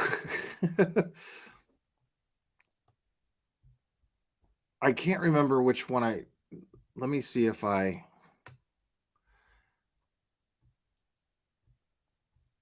trying to find the the post that I commented on. But I don't know. I commented on something and then he like pinned the comment to like show, whatever. Basically, so he would get like, so he could sick like all of his little followers on me, right? Because I don't remember what I said though. But he pinned I don't remember what video, if it was on a video or what. Maybe it was this one. Let me look in the comments. Unlock your full creative potential. Go to fxhome.com now and download the only video editing software you'll ever need. I don't know. It must have been a community post, but it was something that just pissed me off. Oh yeah, it was this one. Because he didn't even have these facts right. Can we all take a moment to, maybe he edited it, I don't know. Doesn't look like it's edited. Can we all take a moment to leave a comment for little Summer Wells? Summer will have been missing for, yeah, he did edit it. Yeah, missing for no, he didn't edit it. Sorry. Missing for 2 years. Summer's story was one of those cases that captivated hearts, channel, and blah, blah, blah, blah, blah, blah. And he puts out this birthday thing for her, and it's 2 days after her birthday, right? Or no, it was 1 day. It was 1 day. Because I think, let me find my comment, because I think he pinned it. Yeah, okay, yeah, there it is. So yeah, it was 1 day. And I was like, her birthday was yesterday, smart guy. And she won't have been missing for 2 years until June. So that's like another fucking like 5 months. Like, you know what I mean? It's gonna be like another 5 months before it's been 2 years. So he's like, it's 2 years. So I decided to take a jab at him. And I said, are you sure you're a true crime channel? And then I got like 60 replies, right? And then he's like, the glare, oh look, another channel still trying to build their channel by hanging off my nuts. Over 300 videos I did covering Summer's case. This is 300 videos filmed and edited, uploaded in comments, answered, and emails answered. time away from my own family and children. Nights without sleeping and waking up, the first thought of being summer. Come over to the channel and nitpick because my post is today and I didn't say 20 months, but instead soon would be 2 years. My son says he'll be 10 years old in his birthday until September. I will explain him that the Galera doesn't allow such early recognition of milestones. So this dude like is trying to compare getting this poor girl who's missing, getting the facts wrong on that, to his kid saying that he's almost 10. Really, bro? Seriously, guy? Like that's your big comparison? And then then he's like trying to be all awesome about it, like, oh, I pinned your comment so that you know that I'm not gonna delete the comment and blah blah blah. And so, like, of course, you know, it just gets a bunch of people that are like, haters gonna hate and blah blah blah, you know, calling me a hater or whatever. And that's fine. But like I thought it was more than funny that he did that trying to act like he can handle criticism. Because what I really found really fascinating about this guy is that he can't handle criticism at all. Because then he puts out a post saying, hold on here.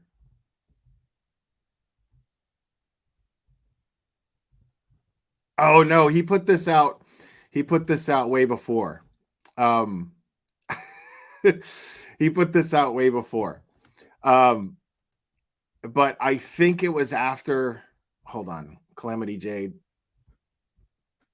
Hey, all sorry I'm late. Thank you so much. So he puts out this toxicity warning. From this point forward, this channel has a zero tolerance rule for toxicity. No warnings and no second chances. Please disagree, of course, and do so with grace and decorum.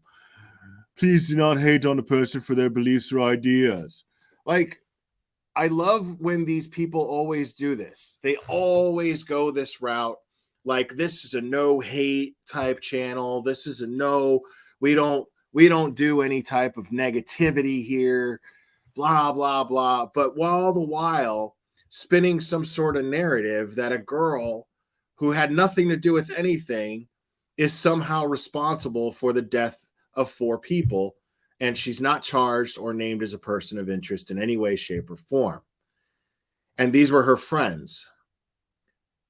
Again, anybody who plays off of this narrative, tags this girl's name in your videos, you're a fucking shitbag in my eyes. There is no reason to be talking about Dylan Mortensen. There's absolutely no reason to be. I mean, it's just pathetic. It's completely pathetic. You are a bottom-feeding piece of shit if you are sitting here going after some innocent person who's mourning the loss of her friends at such a young age and trying to deal with all the publicity that surrounds the whole thing, and you're adding to it by dragging her name and implying things. You're a piece of shit. Anybody who does that is a piece of shit.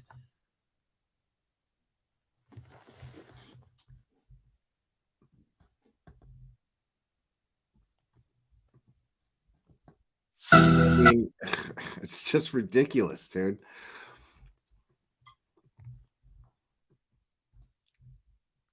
Now, I'm going to start off. Now, Mystery Maven was in chat. I don't know if she's still here or not. But I want to go over, and I'm going to post the link in the chat. I'm just going to go over a part of this video because I really want to encourage everyone to go over and watch it themselves. It's very important. And if there was a video that deserved views in this community made in the last, let's just say ballpark 2 years. It's this video. And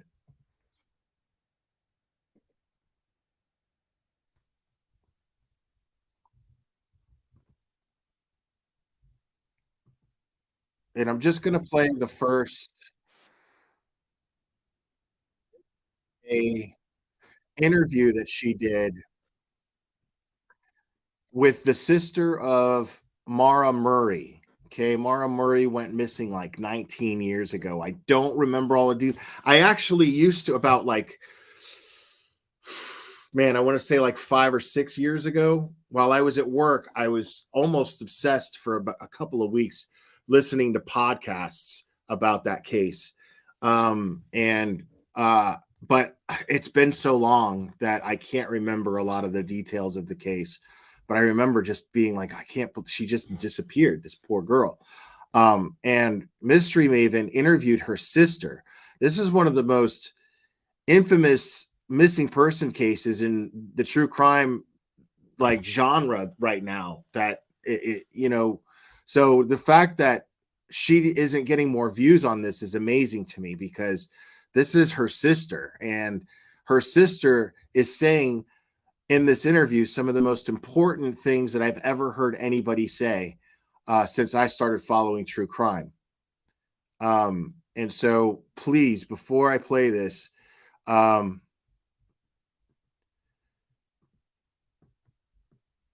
want you guys to take that link that I just posted in chat and just go over there and at least give it a view and hit the like, so that it's in your library, because it's really important that you watch the entire video. But I'm not going to play the entire video, but I really want you guys to put this on your watch lists or whatever.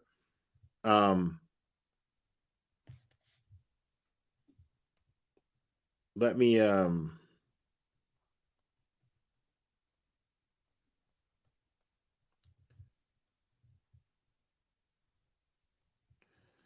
all right, and I have it pinned, so please take a second and give that video a like, just to get that algorithm going. And anybody who's been following the Mara Murray case needs to watch this video at least. But I believe everybody in this community needs to watch this video, because Mystery Maven, as you guys know, she kind of introduces herself here, but she is an experienced attorney, both in criminal and civil law. She explains herself here, but I'm going to play her intro to this interview because she says some very, very important things, and I'm proud to have her part of this community. And this is why.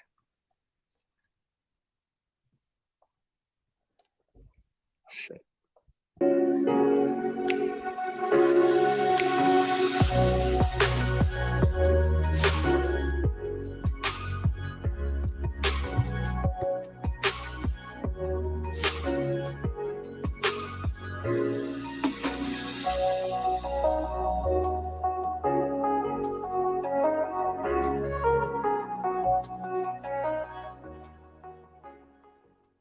Hey there, and welcome to the Mystery Maven ESQ. I am Jess. I am the Mystery Maven ESQ, and I am an attorney for about 23 years now with experience in both criminal and civil law cases. So I've been into criminal law and cases and mysteries for a really long time. I grew up and my father worked in the criminal courts, and my grandmother also had a career in the courts. So very often I would attend court and watch trials from a very young age.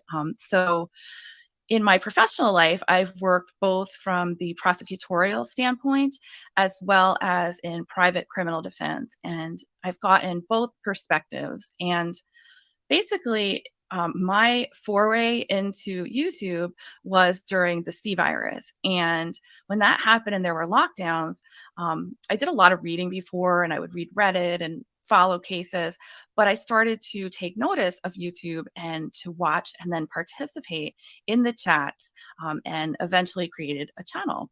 So I noticed over time, even myself participating in chats that sometimes what happens is that there is speculation that gets really out of control and it turns into something that's beyond speculation. It has its own life and it kind of spirals downward for whatever reason.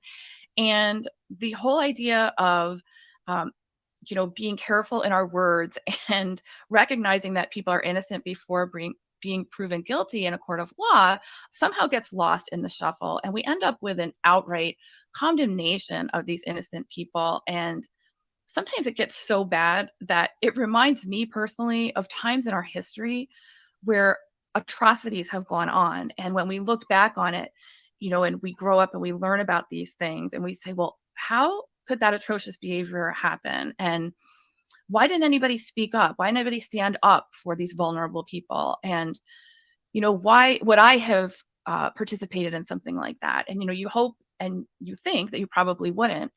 But yet during those times, there were people and crowds encouraging and joining and endorsing what was going on. And sometimes I see the same thing mirrored here.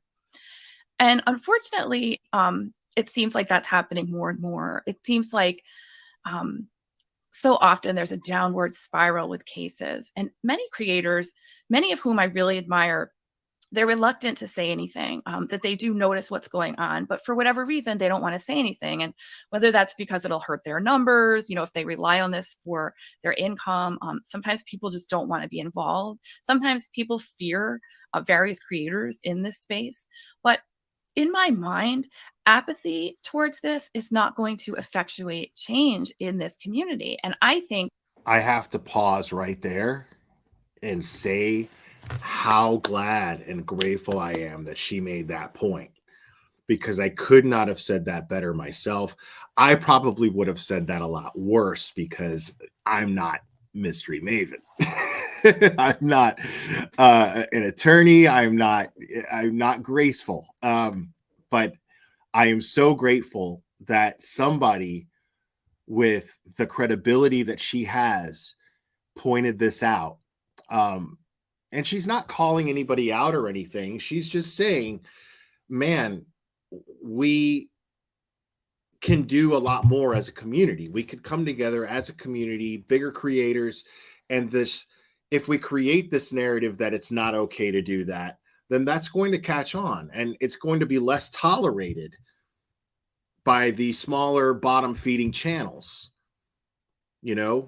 So I'm just saying it's a beautiful thing. The idea of bigger creators just being like, fuck it, let's call this shit out.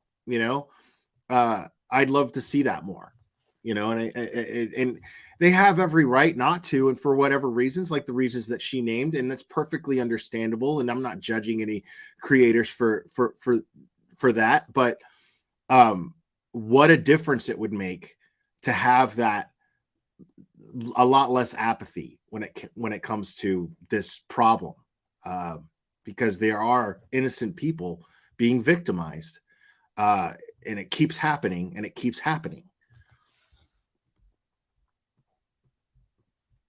I think that it's only perpetuating what's happening, and we're actually allowing the destruction of lives to secondary victims of crime. And I think that true crime, personally, can be a great and powerful one. This genre, this community can help support victims and their families, and it can help strengthen advocacy for the loved one, particularly in missing children cases we've noticed lately. But if things continue to go on this path, victims are never going to come here and use this as a resource. Exactly. And they're never going to get support here. And that should concern anyone in true crime who is interested in justice. I love it. I couldn't have said that better. Again, this is a platform that can actually earn respect, and I see comments like this, and this is not to call anybody out, because you're right. Natalie, Talua, you're right. YouTube clearly doesn't care. Well, how do we make them care? You know what I mean? We're YouTube, are we not? You guys in the chat, we're all YouTube. The difference that has to be made is that we need to have a higher standard for our content. All of us, creators and subscribers alike, we have to have a higher standard for our content. So if we hold that higher standard, YouTube they'll cater to that. We are the consumers. Oh, really? That's interesting, Mystery Maven. That's interesting. Yeah, make sure to subscribe to Jess's channel, y'all. This is who's talking right here. I don't think that this is the first time that this type of thing has gone on, just in criminal cases in general. I was just looking at a criminal case from the early 1900s. It was a huge trial that went on, and it involved these two individuals who were murdered, and their bodies were discovered under a tree. And believe it or not, the area was sort of cordoned off in some way, and tours were being given for a price of people who wanted to go see where the bodies were found. And in fact, even one peddler would collect soil from the crime scene and put it in bags and sell it. They were peddling their bags of soil at the crime scene. So I think there's always going to be this human nature, this part of us that wants to see what's going on in these cases. And social media makes it a little bit easier, but then sometimes it gets really out of control. And as an advocate for victims, that troubles me. So basically what I'm getting to here is that there's just an awful lot of making accusations against innocent people, people who have not been proven guilty in a court of law. And the whole idea of that seems to get abandoned and lost in the shuffle somehow. There's a lot of people out there who are kind of peddling, like the soil peddler, they're peddling innuendos with like a wink, wink. And everybody in the room knows what they're referring to, but it's implying that somebody is guilty of a crime, and there's really no evidence to support that. And then you also see sometimes, I love that creators will. What she's doing is she's doing what I was pointing out that Harsh Reality was doing, and what JLR was trying to do, but was just really bad at it. And so what they get away with is they instead of outright making these accusations, because basically they're just afraid of litigation. That's basically what takes place, is they're afraid of litigation. And they even know that they could be in violation of terms of service, of YouTube terms of service. Now, what's really interesting about that is what they end up doing is they end up putting these things in a question mark. You know, they go, instead of saying Dylan Mortensen is a murderer, they'll say Dylan Mortensen, a murderer, with a question mark, and somehow justify this. And you know what I mean? What it does is it puts out the innuendo that she's a murderer. And it's really, really victimizing to that person. And nobody seems to even consider the fact that she is mourning. And she's going through something that I hope to God nobody ever has to go through. I mean, has anybody else here had 4 people in their lives that they lived with murdered? I mean,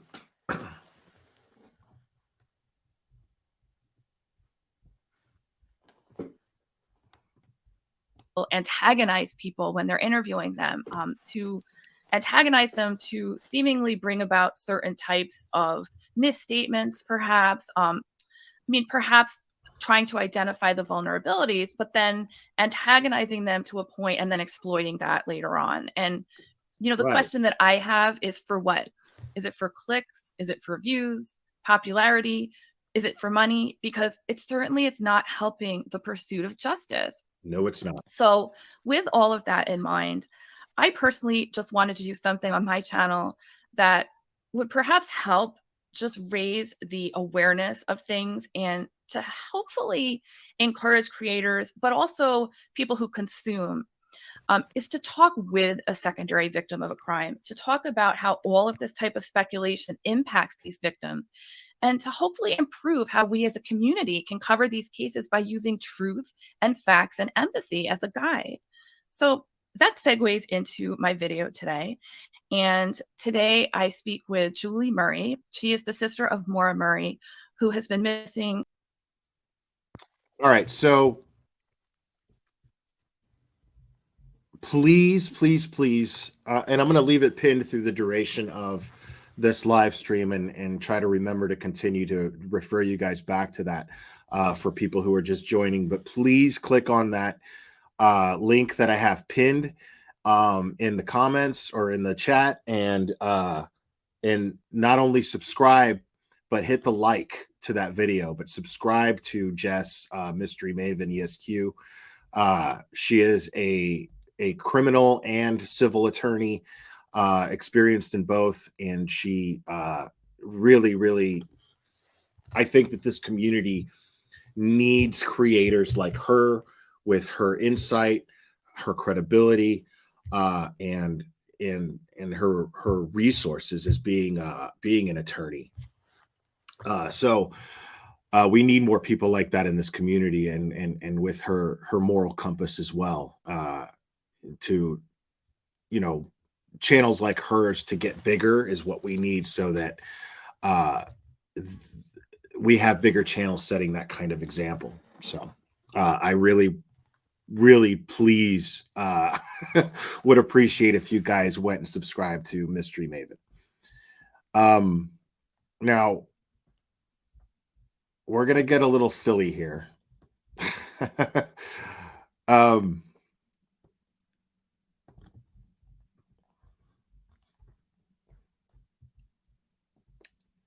Man, I did not plan on this live stream being this long, but we're doing it. We still got a ways to go, folks. So I'm going to play a few couch clips videos, actually.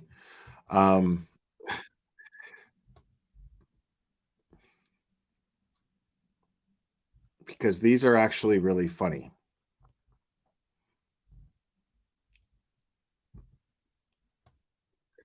So, you guys know me. I love it. Blessed are the clip channels. Couch Clips is somebody who's been just kicking out content for the last day or so, or at least it's been showing up on my feed, and I went down a Couch Clips rabbit hole, man. Couch Clips is working. So we're gonna start with this one. Yes, you're welcome, Mystery Maven. Thank you. I can't wait to see more of what you're doing.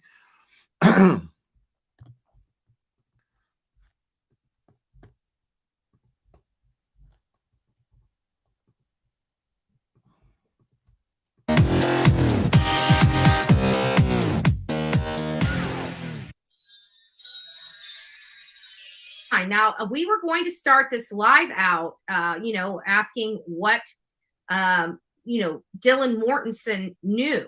What does she really know that we're not being apprised of? We're being blocked out of because of Brian Kohberger's need of a fair trial. It is crazy that we've had all these trials, all these big, huge trials across this country, some much larger than Brian Kohberger's. Right now, he's a high-profile case. This is a high-profile case. This is a hot topic of conversation. But it's not the most famous case in the world. And even the most famous case in the world didn't have a gag order on it like this. This judge is wrong. She's a female, so she's going to fight with it. Wow. Because women, when we think we're right, we're right. She's wrong. The judge is wrong. And the reason why the judge is wrong, folks, take note. The reason why the judge is wrong is because she's a woman, and she is just going to believe that she's right because she's a woman. Okay. What she's done is wrong. And she could, correct her error. Now, make no mistake. I got to point out, the last stream that Toast did, she brought receipts, and she proved that BHB has never, ever in her life worked for a law firm or a law office of any kind, shape, or form ever. She is absolutely lying about that.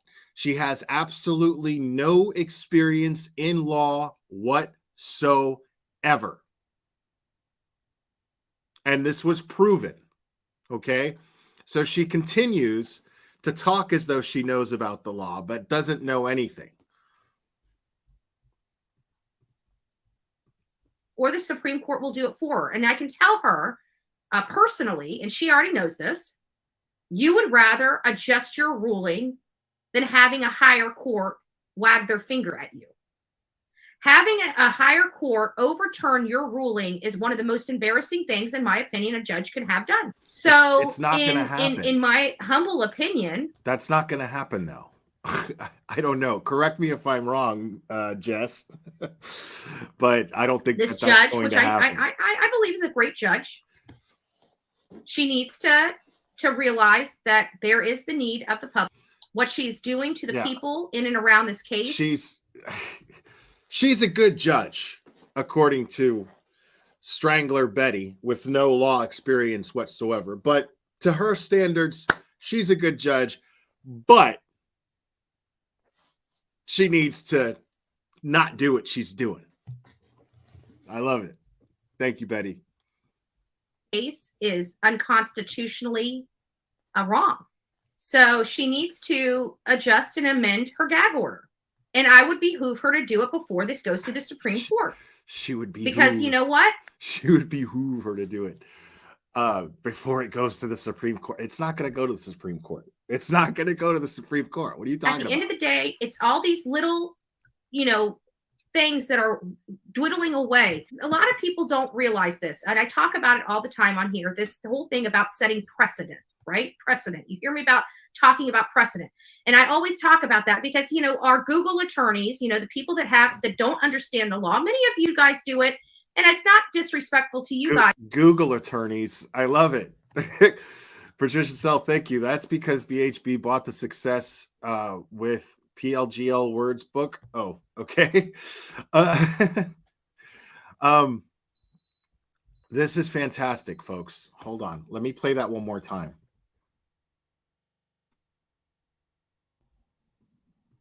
And I talk about it all the time on here. The whole thing about setting precedent, right? Precedent. You hear me about talking about precedent.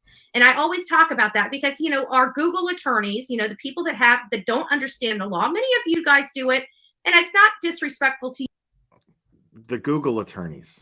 Okay. So that's really, really fascinating to me. Let's dissect that a little bit. Okay. Because that's really fascinating to me that she's talking about Google attorneys and nothing against you Google attorneys, who don't know the law, and you actually Google things so that you can actually learn about it because you didn't go to law school. So the closest thing you could do is Google it. That's what I do. Oh, so jolly Holly. Thank you so much. I love you. You win handle of the day. I love it. It's not a need for a fair trial. It's a right for a free speech warrior. She sure loves silencing others. Rules for thee, but not for me kind of vibes. Absolutely. No, she doesn't. I don't even think she knows what the word means. But anybody, she's sitting here pointing out Google warriors, right? Google lawyers, Google attorneys, right? If I don't know something, right, I'll either ask an attorney. That would be my best bet. Or I would just Google it, and look for what seems at least looks to be the most reliable, credible source of information from Google. But absolutely. This thing is amazing. This thing, you have an abundance of information. It is amazing. All you have to do, it's in your pocket, and you can just find things and just know how to vet, reliable information from information that's completely unreliable or needs to be taken with a grain of salt, whatever. But I love, let's dissect this, because I love how she's saying you Google people who don't know about the law, nothing against you guys, but me, who has absolutely not only no experience in working in the law, right? None at all whatsoever. No, zero, zilch, no experience with law. And on top of that, not willing to Google something that I don't know regarding the law. Well, I'm still above you in some way, shape, or form. For some reason, I get to say that I know more than you. She's literally describing how she doesn't know and what makes her unqualified or less qualified. And she's using that to talk down to somebody. That's the level of delusion that we're dealing with. She's saying, I have no experience in law because we saw the proof, even though she's saying with her mouth that she does. But we saw the proof that she has no experience working in law, and she's not even willing to look it up. So, but somehow this makes her more privy to information than anybody who's just willing to ask a question and use their resources to find information. Wow. To you guys, but what I'm trying to say is when you go and Google a Florida statute or a statute or to find something, there's case law that dictates that. So when you're reading that, you are thinking it goes one way. But when you look how the courts have ruled on it in the past, you realize that what you're reading contradicts what you're thinking. So that precedent is very important. That case law is very important. So I hate it when anybody has to take this stuff to like the state Supreme Court, because now you're setting new precedent. And I hate new precedents. What happens is you have somebody in the second DCA, District Court of Appeals. Patricia Sell, thank you. Glare BHB plans to trademark BHB Media, yet needs a BA. Appeals, and you have somebody in the fourth District Court of Appeals, and you have conflicting orders, conflicting rulings in the same state. So that's where this creates this cloud. The people above this lawyer, they're appealing this Court decision. They're going to the courts above her. No, they're not. To get an order to reverse her court order below. And that's going to set precedent from this point forward. That means the next time they really need a gag order, they're going to be easily overturned on that gag order because now they have the Supreme Court in that DC. Again, I'm not a lawyer, y'all. I'm not a lawyer. I'm not a law enforcement agent of any kind whatsoever. But if there's any true crime case that I've ever seen since I started watching true crime that needed a gag order, it's this one. It's this one. And I'm telling you now because the evidence that we know of that they have it's possible that it's not that strong. It's possible that it's enough for the defense to be able to create doubt. Now, I believe that they have a lot more evidence. I'm just talking about what's on the probable cause affidavit and what they plan on using that was probable cause to arrest him. That's all that we know that's been made public that's actual evidence against him in the case. But so if we're going based just on that, then it could be weak. I don't know. I'm not a lawyer. But we do know that a defense attorney's job is simply to create doubt and enough doubt in only one juror. That's all it takes to get one juror to doubt the case enough. It's all it takes. And so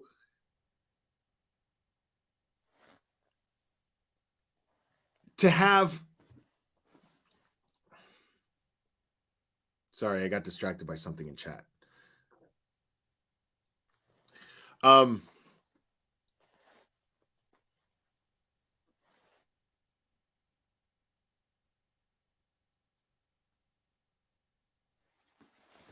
Right. That's what I was going to say. Okay. So both the defense and the prosecution are pro the gag order. Now, the defense might be against it because the reason that the gag order exists is because they're going to need fair jury selection. Jury selection, one of the reasons anyway, at least I would think, is it's having so much information out there regarding the case is going to be able to it's going to make it very difficult to be able to select an impartial jury. So that's bad. That's already not good. Now, the press doesn't really give a fuck about that. Okay. But people who want justice do. People who want justice are for this gag order. I'm for it. If I've ever seen, as I was saying earlier, if I've ever seen a case that needed a gag order, it was this one. I'm not saying it does. I'm not one to say or determine whether or not a case needs a gag order or not. But based on the idea of too much information getting out there and this case being so popular because everyone is talking about it, the whole country is talking about this case. It's a big, big case. So it's going to be it's already going to be difficult to get jury selection done. I would imagine. I would think. So the only people that are concerned about this gag order are people who have something to gain financially from it.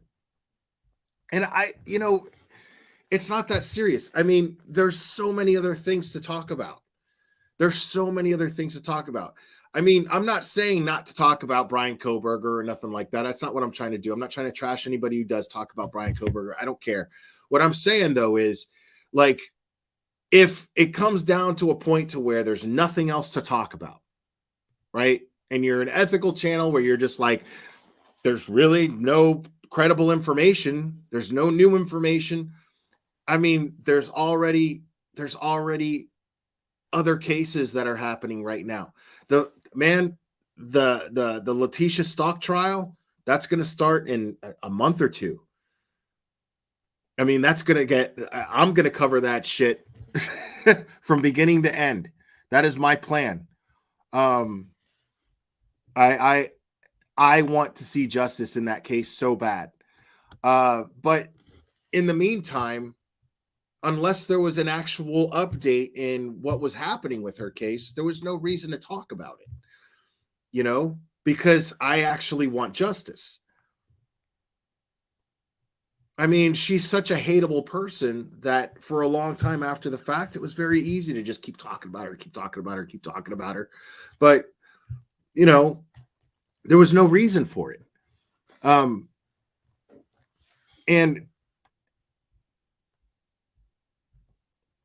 the thing is the gag order isn't even for that purpose. The gag order is basically just to keep details from being leaked so that they can actually select a jury. That's basically it. DCA already ruling on the very facts, and it's going to cause problems in the future.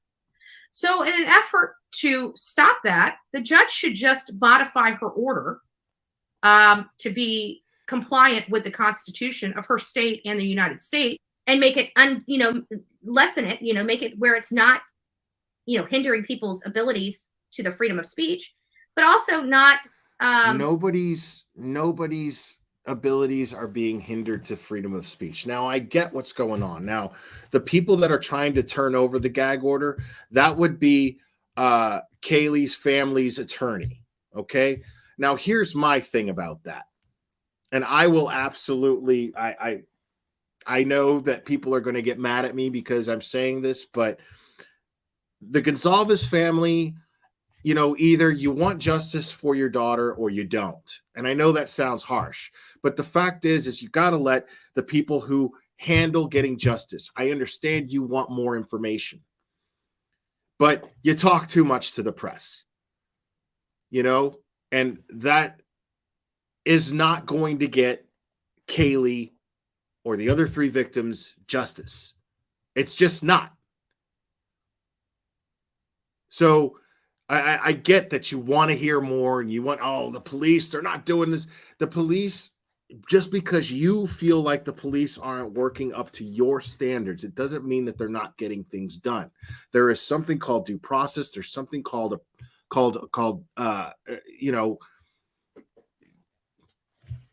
sorry, I got distracted. Patricia Sell, thank you so much. BHBCC fraud court date. Yeah. I mean, yeah, we'll follow that, but because it's just funny.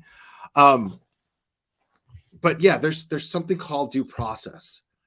And it takes time, and the lawyer, I honestly believe this with all my heart. The lawyer doesn't give a fuck.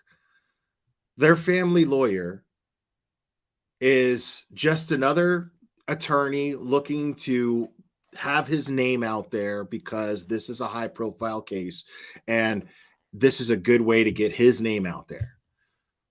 Same reason why any lawyer would want to get involved in this case. Why any lawyer would want to get involved on any level to any high profile case to attach themselves in some way. That lawyer, I believe, is basically just a bloodsucker that's just trying to capitalize off of this tragedy as much as he possibly can. Because there's no good from coming. I mean, yeah, you want to talk about First Amendment rights. Okay, great. Your First Amendment rights. I understand that. But this gag order and the way that they explained it, I think I was watching, and I don't want to screw this up too much, but I was watching Grizzly True Crime, and she was going over the motion, the counter motion. And basically saying that it's not a violation of their attorney's First Amendment rights to talk about the case publicly.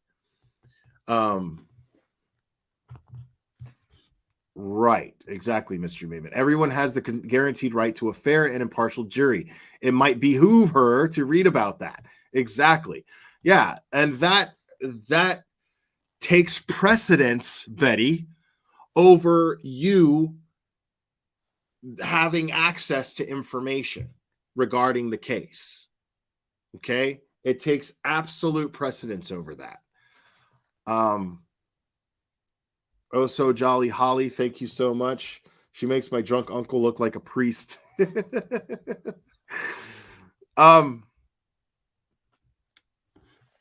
Yeah, and Grizzly True Crimes Live, she was going over this motion and basically was saying it's not in violation of his First Amendment rights. The fact is that since he is an attorney, him going public and releasing information on the case, people are going to see him as an officer of the court. They see him as an authority, maybe not an officer of that court, but they see him because he's an attorney as a point of authority. And so people can take that information and misuse it. So that was at least their argument. I don't know what the verdict was or what it's going to be. I didn't follow it that closely. But I'm telling you that it boils down to what is justice and what is justice for you. What's justice for the victims and what's justice for what you want.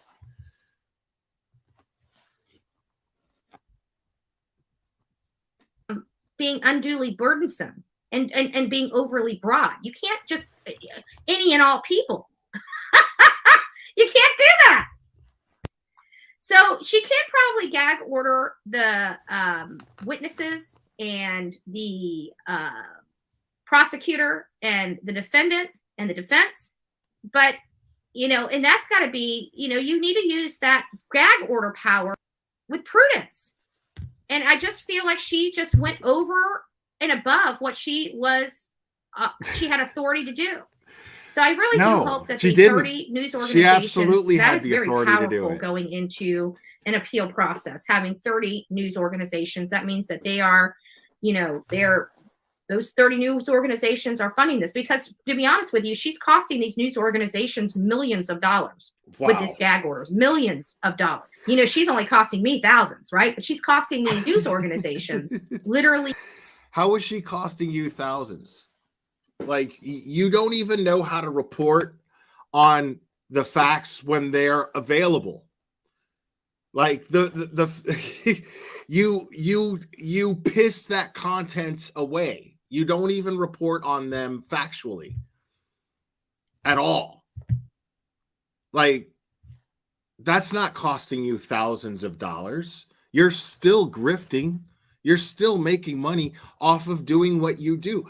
You don't understand, Betty. People watch you because you're a Karen. They watch you to watch you Karen. That's it. They want to see you end up Karening. That's why people watch you. Not because they think that you have this insight on these cases. We just like watching you think that you have this insight. But you don't. Like, your people even know it. Literally millions of dollars by withholding this. This is now starting to hit their pocketbook. You think this is they a give a major fuck case about and people that? want to know what's going on, and she is literally shackling. You could tell that this is not a victim's advocate in any way, shape, or form, because she can't even empathize with a victim on the simplest level. Because here she is justifying her argument with media sources losing millions of dollars, as if that's some sort of argument against a family of, or 4 families getting justice for losing their child in a senseless, horrible, murderous rage with no visible motive yet. Somehow or another, you think that a media source losing millions of dollars takes precedence over these families getting justice. And you expect us to think that you give a shit about victims.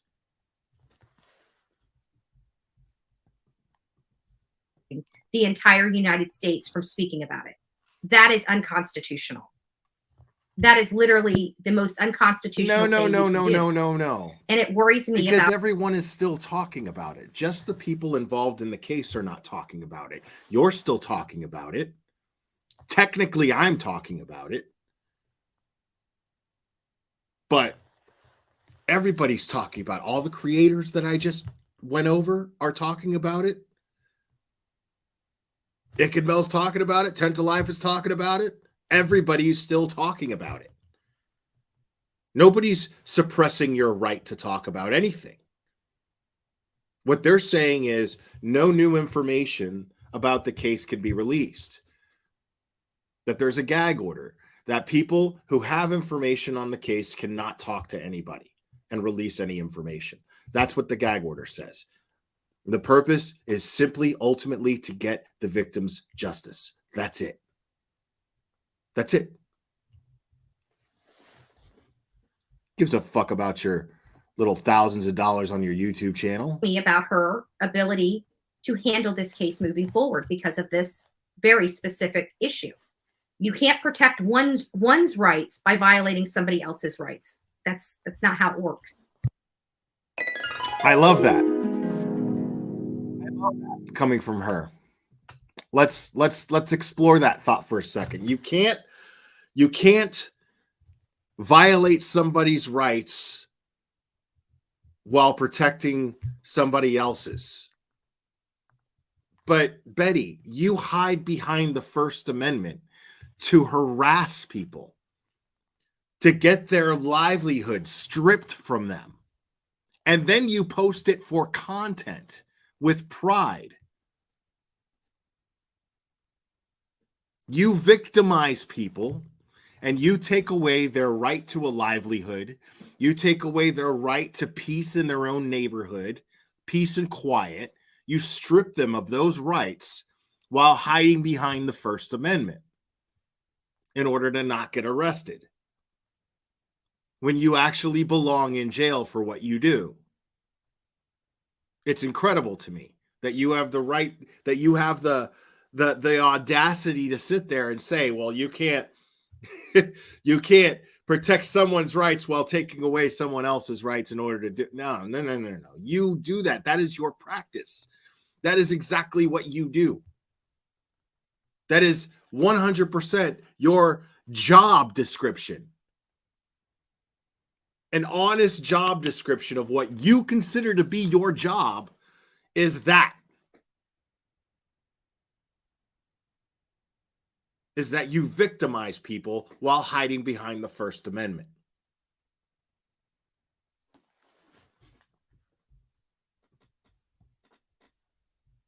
Now, this is an interesting little thing here. Well, hold on. I'll get to that. Let's get to this.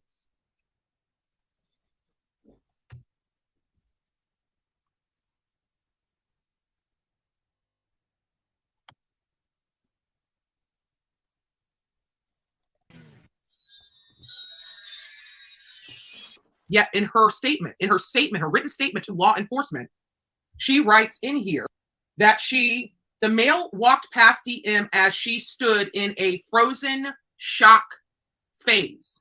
I don't think law enforcement would put those particular words in her mouth. I know that law enforcement has deceived us publicly, but I don't know any law enforcement stupid enough to try to deceive a court. They would lose their credibility. This would be major for their case, especially if it's the lead detective in the case filing erroneous affidavits on the surviving roommate's behalf. There are huge consequences for things like that. This new source that is coming out on behalf of Dylan Mortensen, I don't believe. Because I'm telling you, we know how law enforcement work. We know that when they go to a podium and they are not under oath, they have every right and will deceive us. We know that. They can. Most of them don't. But in this case, they did. And that's something that we have to deal with. But I don't see them going to the court and lying to the court under oath. I just don't see it. There are a lot of things that I may do, but the one thing I will never, ever, ever do is intentionally lie to the courts. Wow. Ever. But even me, I would never lie under oath. I don't see any law enforcement. You know what I love about that is that I have no doubt in my mind that soon enough, we're going to actually see that be proven wrong. It's just a matter of time. It's a matter of time before we see Betty in a courtroom fucking lying. I promise you. Just wait. Be patient, but it'll happen. That she heard her roommates across the hall whimpering and thought nothing of it to go check on them and decides just to close her door and do nothing. And actually paints even a worse picture. What the in my fuck? book. But one of the things we said that was set up front is that Dylan Mortensen. She looks like she looks like Vince Neil and an Oompa Loompa fucked and had a kid and then and then grew up.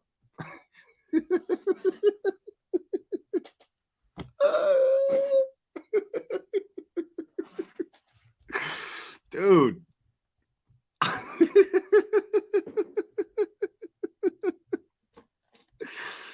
Oh my God, bro.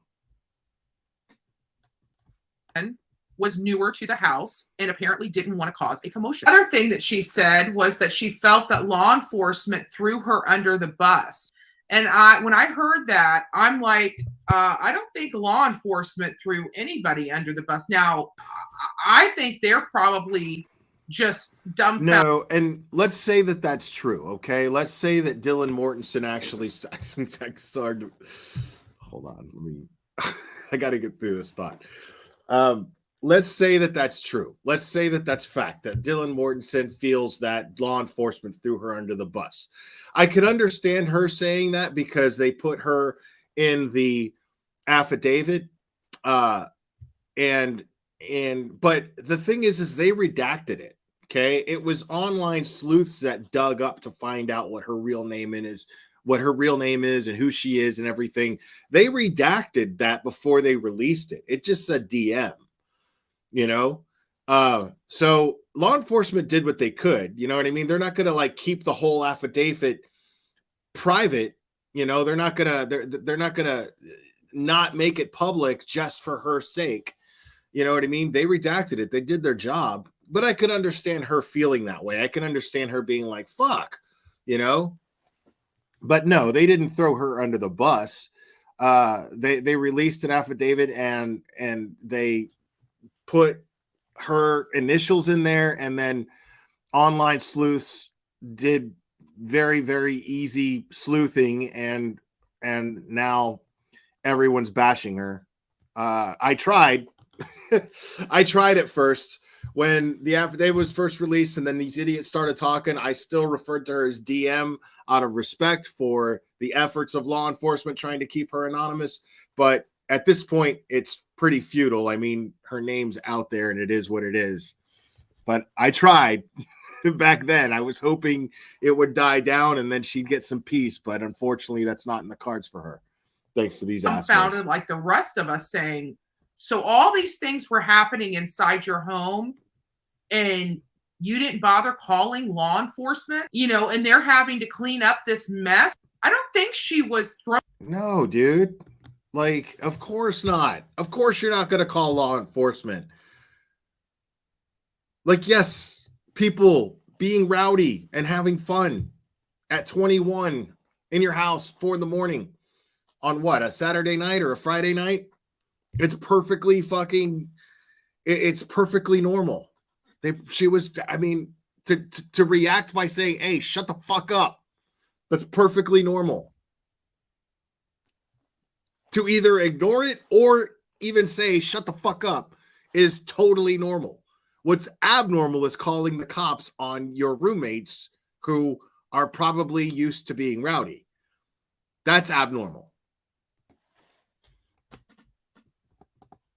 Thrown under the bus. I think people are scratching their heads saying, what the hell? I think law enforcement is, I know we are. I mean, a few of my audience have bleeding hearts and, you know, always want to find excuses for people's behaviors, but I don't.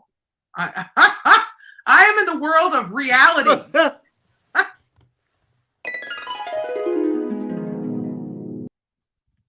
Wow. Now this is fun and interesting.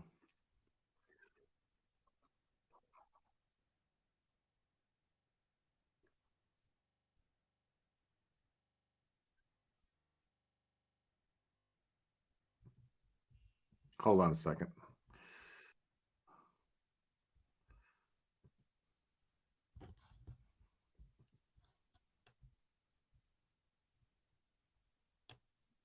Let me find this thing real quick.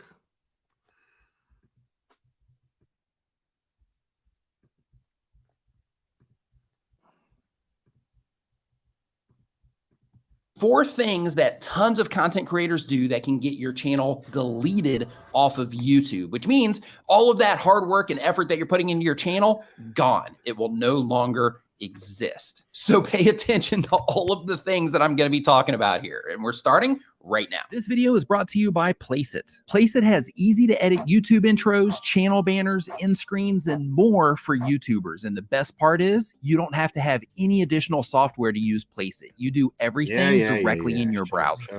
Easiest really. Placeit content creators doing all kinds of crazy things. And the reason that they're doing all types of crazy things is because, you know, everybody's trying to grow and get attention and all that stuff. But in addition to that, people are doing things that they just don't know are a huge mistake and can cost them their YouTube channel. So we're going to talk about those things because I know you don't want to lose your YouTube channel. Do you? Of course not. The very first thing on this list that is extremely common, and I don't know why it's so common. I don't know if it's because somebody made a video about it and recommended it. I don't know if it's because there's just not enough information out there about it. I don't know if it's because people misunderstand what tags and keywords and all that stuff is. I don't know. Now, Couch Clips used this video as a source for one of her videos. I just thought it'd be more beneficial to go over more of what this guy's saying than just what she clipped, because it still applies.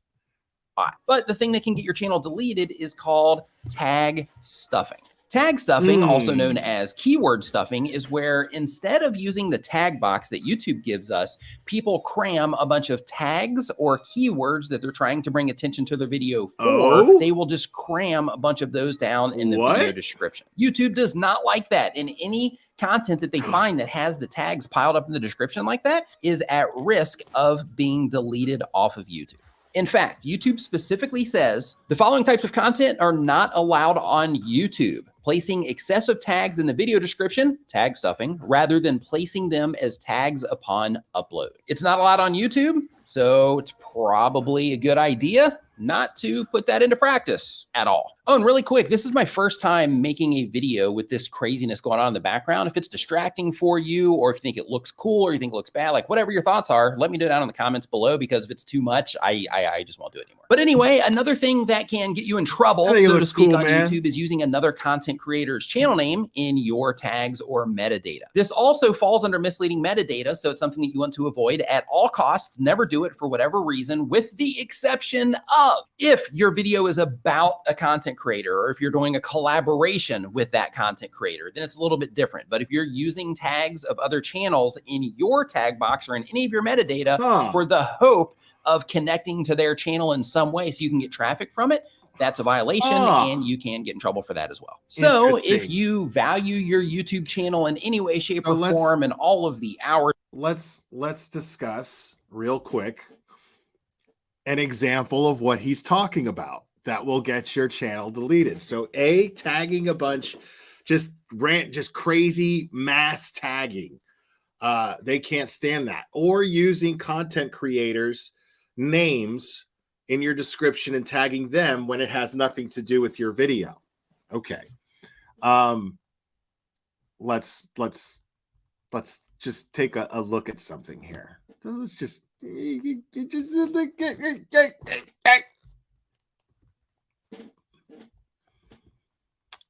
let's just click on her latest video and see what that says in the description.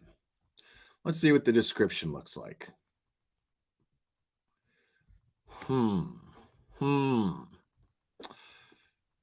Okay, folks. This is Bullhorn Betty's most recent. Okay, this is her most recent video. So here, all of the victims. At no point does she mention Quentin Simon in this video. At no point does she mention Michael Vaughn. At no point, and she just continues to tag, like Michael Vaughn's name 1, 2, 3. I mean, it's ridiculous. Mass tagging. Wait. Look at that. That's interesting.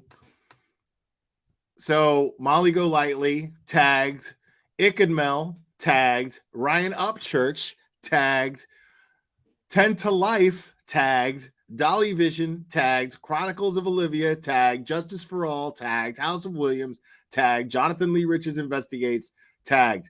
Now, this isn't even stuff that any of these creators would have to report. It's just that if YouTube sees this on a constant basis taking place, she is in major risk of her channel getting deleted and taken away from her. Okay? Very, very interesting stuff.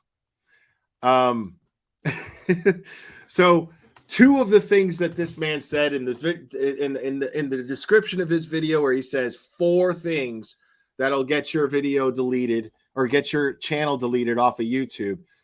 This is at least 2 of them already.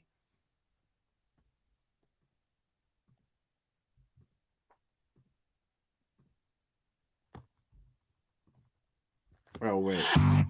That's not it. Recordings just got better. Hey, it's Dana from StreamYard. I'm so excited. Shut up, Dana. Hours and hours and hours that you've spent making videos for YouTube and growing your online presence, or the plan of growing your online presence through the content that you're uploading. Please don't do those things or the ones that I'm getting ready to mention, like spamming, for example. And I don't mean like spamming, like thumbs up a bunch type of spamming. What I'm talking about is what a lot of specifically new content creators do, where they go to other YouTube channels and they say things like sub for sub or hug for hug. That can get you deleted from YouTube because you are literally spamming the same comment over and over again on other YouTube channels. And as a quick public service announcement on behalf of myself and other content creators that take this stuff seriously, when you are in the comments and you're doing that type of activity and you're saying sub for sub and then you change it to hug for hug because you think it's clever or whatever, we identify that. And when we do identify that, we will block you or we will report you directly to YouTube for spamming our YouTube comments. And just as a heads up, because you're watching my videos most likely because you are trying to get some activity on your YouTube channel or you're trying to learn more about YouTube. Now, I've So never just as a seen heads her. up, that's also like I've never seen her do that. Now, I'm going to show something else here.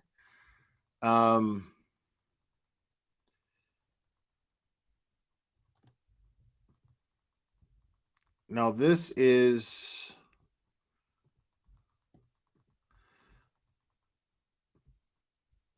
we saw MGL. Now, there was some stupid, maybe I'll go over that or some, I don't know if I will or not. But House of Williams ended up doing some bullshit interview with MGL on her channel during a live. It was just ridiculous. It was just a fluffy, weird bullshit thing that they were doing. And at one point, MGL was asked, what happens if your channel gets deleted? What happens? What are you going to do if your channel gets deleted? And then she puts up this front and says, well, I'll just make a phone call. I'll just call and I'll get it brought back up. Now, I don't know if that's true or not, but ask Canceled Karen if she got her channel back, and she did not get her channel back. I'm pretty sure that once YouTube makes that decision, it's final. And so I looked up, this is from YouTube. This is from YouTube Help, as you can see. And it says channel or account terminations. If your channel or account is terminated, you may be unable to use, own, or create any other YouTube channels accounts. When a channel is terminated, the channel owner gets an email explaining the reason for the termination. Community guidelines terminations. Reasons channels or accounts can be terminated. Repeated violations of the community guidelines or terms of service across any form of content, like repeatedly posting abusive, hateful, and or harassing videos or comments. A single case of severe abuse,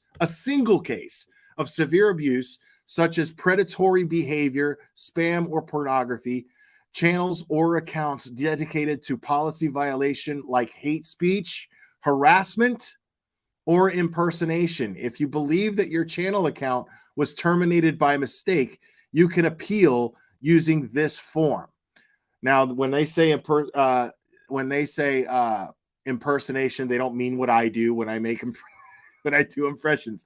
They mean you're impersonating someone's channel. Basically, you're stealing their idea for a channel and everything. You're stealing their name and that sort of thing. If you believe that your channel was terminated by mistake, you can appeal using this form. So there is a form you can use, but there's not somebody you can call. And yeah, it's a very simple form, as I can see right here, as you can see. So yeah, it's a very simple form. So it says here, reasons or channels are, no, I already read that. Don't submit an appeal request more than once. Multiple requests increase the volume to review and cause delays in our response. Fill out the form as completely as possible including your channel ID. The more information you give us, the easier it will be to process your requests. Copyright terminations. If your channel was terminated due to copyright infringement claims that you think the claims are incorrect, you may file a counter notification. The process is still available for creators with terminated channels, but the counter notification web form will be inaccessible. You may submit a free form counter notification. So nothing about this says anything about getting your channel back except for submitting that form. So make no mistake, once that happens, once YouTube makes that decision, it's because they reviewed the content. You're not going to get nobody's channel is going to get deleted by someone just simply reporting them. And then the way that a strike works, it doesn't work that way. They have to actually see that you violated terms of service, and they have to make the decision that you violated terms of service. And if they make that decision, Betty, of deleting your channel, you're not going to get it back. It's not going to happen. MGL's channel's not going to come back either. So, I mean, you guys could keep just dancing with the devil, all you want. You can keep violating terms of service, and Mallory too. And Mallory was even like, you got to teach me how to do that. If that happens to me, and MGL just sat there quiet, didn't even react, because she knew what she was saying was utter and complete bullshit. So, yeah, it's just fucking ridiculous that these people think that this is not going to catch up to them at some point, because it is. It catches up to everyone at some point. It catches up to everyone, because what always ends up happening is that they end up doubling down on everything. They end up realizing that they got more views from doing something fucked up, but they don't realize how much of those views are people going, I can't believe what I'm seeing. They don't seem to care. They're just looking at the views and they're just like, wow, yeah. So I'm making a shit ton of money. But eventually what's going to happen is that hate content that they put out and victimizing innocent people, and the fact that the standard for that is going to become a lot more tight in this community. The more people start talking about it. I mean, because there's channels, there's channels right now that I know a lot of you guys are subscribed to, and you guys go to their chats, and their channels, there are a couple channels I don't fucking like the creator. But that doesn't mean that I don't want people who listen to me to not go over there and listen to them just because I don't like them, because some of these creators are actually saying the same things and calling out these so-called tragedy pimps. So as far as I'm concerned, as far as this goes, I don't care if we're creators that we get along because maybe we didn't get along because of a past case or some shit like that. I don't give a fuck about any of that. I give a fuck that there are so many creators that are finally speaking up on this, because the more these creators talk about it, the more of the chance that bigger creators will start to talk about it, and that standard will start to become set. And the tolerance for this shit is going to become less and less. And so hopefully mainstream media will catch on. So hopefully these Netflix documentary filmmakers will see something like this happening. And hopefully it doesn't take an actual person being physically victimized as a result of these things fucking happening. Hopefully that doesn't happen. But I have the feeling that that's what it's going to take, unfortunately. And I hope that doesn't happen. I hope to God that doesn't happen. I hope that so many of us can be focused on this one thing, which is educating people on how misinformation can be victimizing to innocent people. And if we're all focused on this and we're all putting the information out there as to why it is, then hopefully we can get more attention and more respect even for our community. Because nobody outside of our community respects us. Hell, other communities on YouTube don't even respect the true crime community. You know what I mean? Dude, have you ever heard Nick Rekieta talk about the true crime community? That dude doesn't have any respect for our community. Even though so many of us, because he's an attorney, we respect him and his content, right? But doesn't matter. If you come from the true crime community, he's just like, oh, a bunch of fucking crazy ass old hags laying around and fucking, you know, spinning crazy narratives and rumors and you know what I mean? I mean, it's how it is. And why is that? Because of these creators that don't give a fuck about facts and don't give a fuck about how their actions are victimizing other people. It's bottom feeding shit. That bottom feeding shit is visible to people with common sense. And here we are with this amazing community where we can actually create awareness towards these issues, get people to talk more about crime cases, get people to talk more about missing people. Because people avoid the whole missing person subject on YouTube because they're afraid of getting involved in drama. Think about how toxic that reality is. Because that is a fact, people. There are YouTube communities that don't even want to touch the subject of a missing kid because they're afraid it's going to bring drama to their channel.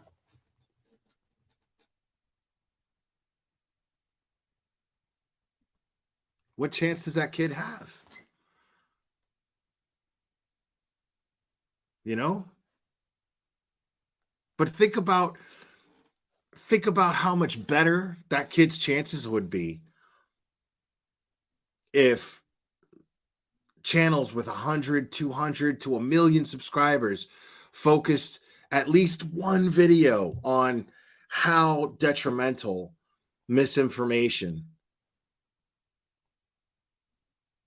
can be to someone's life and how it can be detrimental to actually getting justice towards a victim and their family. Think about that.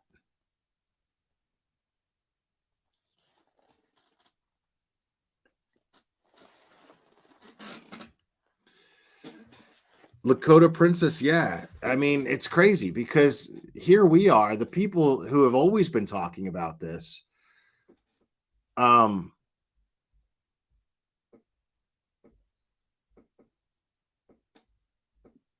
Sorry, there was a comment that I was reading and now I lost it. Sorry, the chat moves a little fast, but anyway, I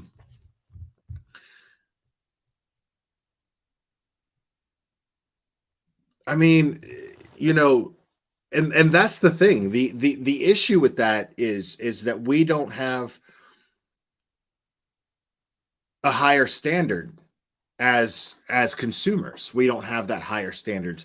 But here's the thing. One argument is, well, you know, don't show them any attention. You know, you're giving them more notoriety. Maybe that's what I'm trying to fucking do. Because think about it right now. Yeah.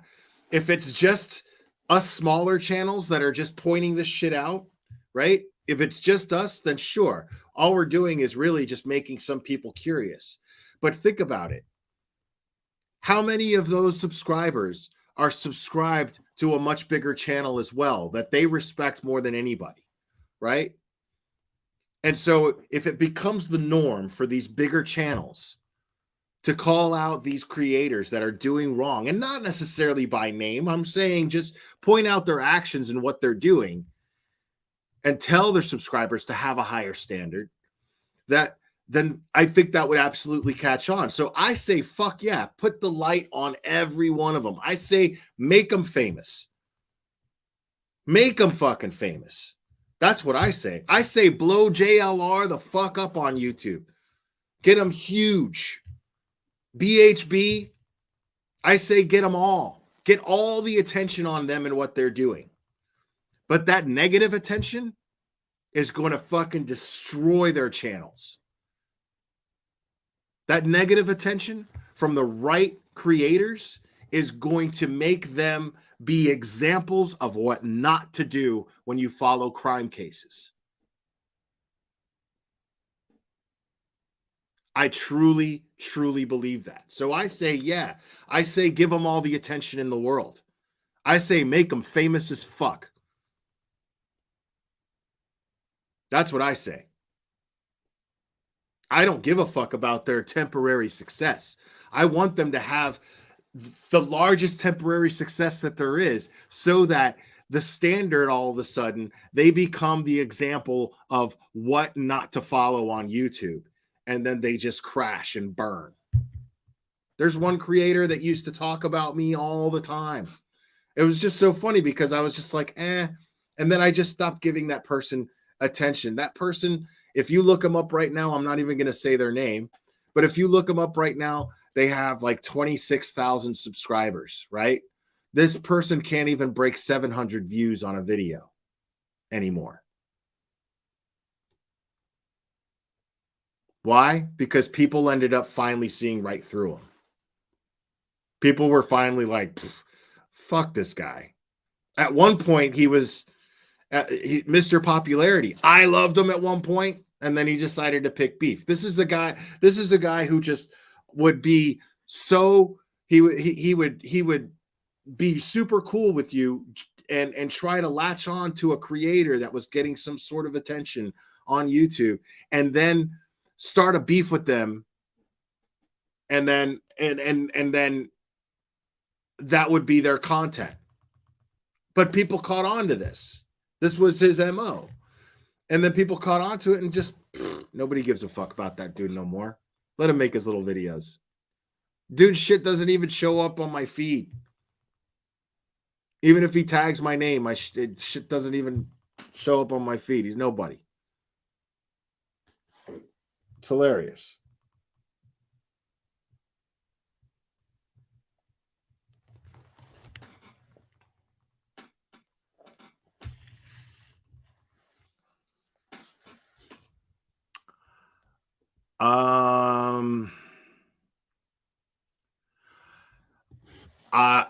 I don't know what's going on with Morbid Reality right now. I do miss his channel and his content. I don't think it's gone. I haven't looked, but I'm sure I'll get a notification if he goes live again. But I can't speak for him. I don't know. Right. You're right. Gray Hughes standards are very strong. There's a lot of YouTube creators out there whose standards are very strong. And that's the thing. I mean, look how long Gray Hughes has been at this, man. Gray Hughes just hit 100,000 subs. He's been on YouTube since before I started on YouTube. He's been on YouTube longer than me. You know, I mean, I'm not saying because I'm nowhere near 100,000 subs. What I'm saying though is Gray Hughes is as much a creator as any creator that has 100,000, 500,000 subs. He's that, so many of them and more, just in the way that he does his work, the way that he does his digging, how responsible he puts out his content, how much he gives back. I mean, Gray Hughes is, as far as I'm concerned, a pillar of an example of how to do things on YouTube in the true crime community. I think he's great.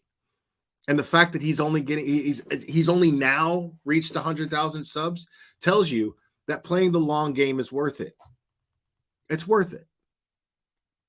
Because he's not going to just burn out.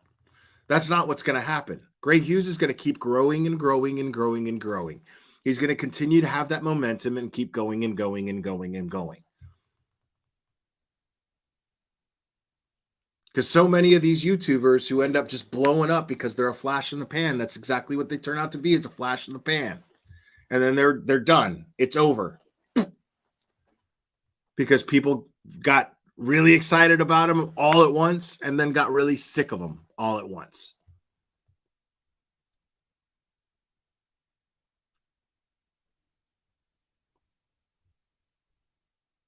No, yeah, Grizzly True Crime is fantastic. Like, I was watching her live today. I missed it live. I was watching the replay, but she was fantastic. Just the way that she puts out information, and she's humorous, as she's doing it, and she's just, yeah, she has the same flow that Annie has. I wish I had that. I wish I could get through thoughts and my ADHD just didn't destroy me as I'm talking, as I'm doing this. You guys see me have brain farts constantly. I could never be Grizzly True Crime or 10 to Life. Never, ever, ever. But it's like, if you're trying to get information in a very prompt sort of time, those are the channels to get that from, for sure.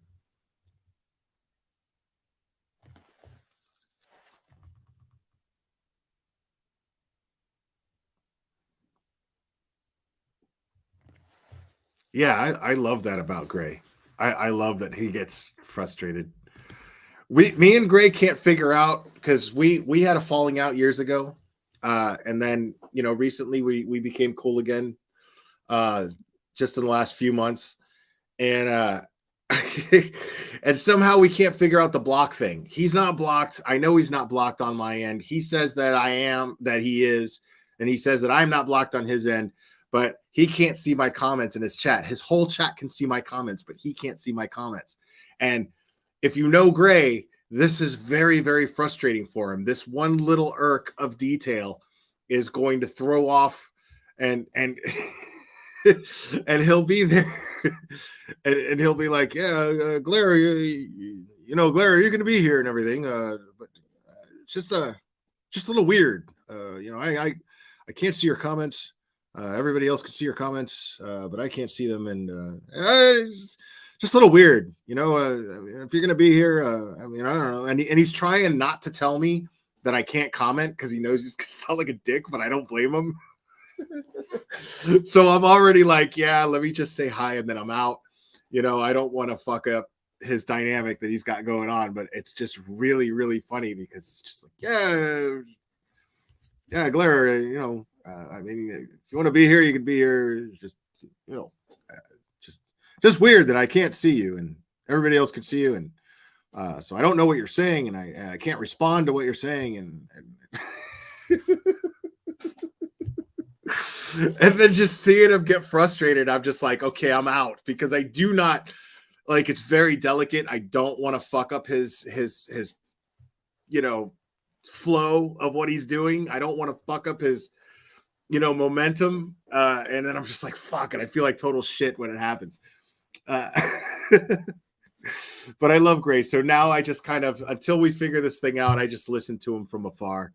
I don't bother going in his chat, because I don't like the idea of frustrating him. We're not cool enough to where I could troll him like that. You know what I mean? We're not tight like that.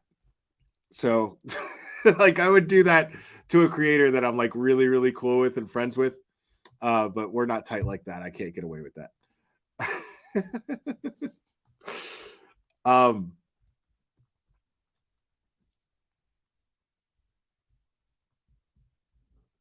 Well, I don't think he uses StreamYard, Jerry. That's actually, like, for a second I was just like, oh, maybe that's it, but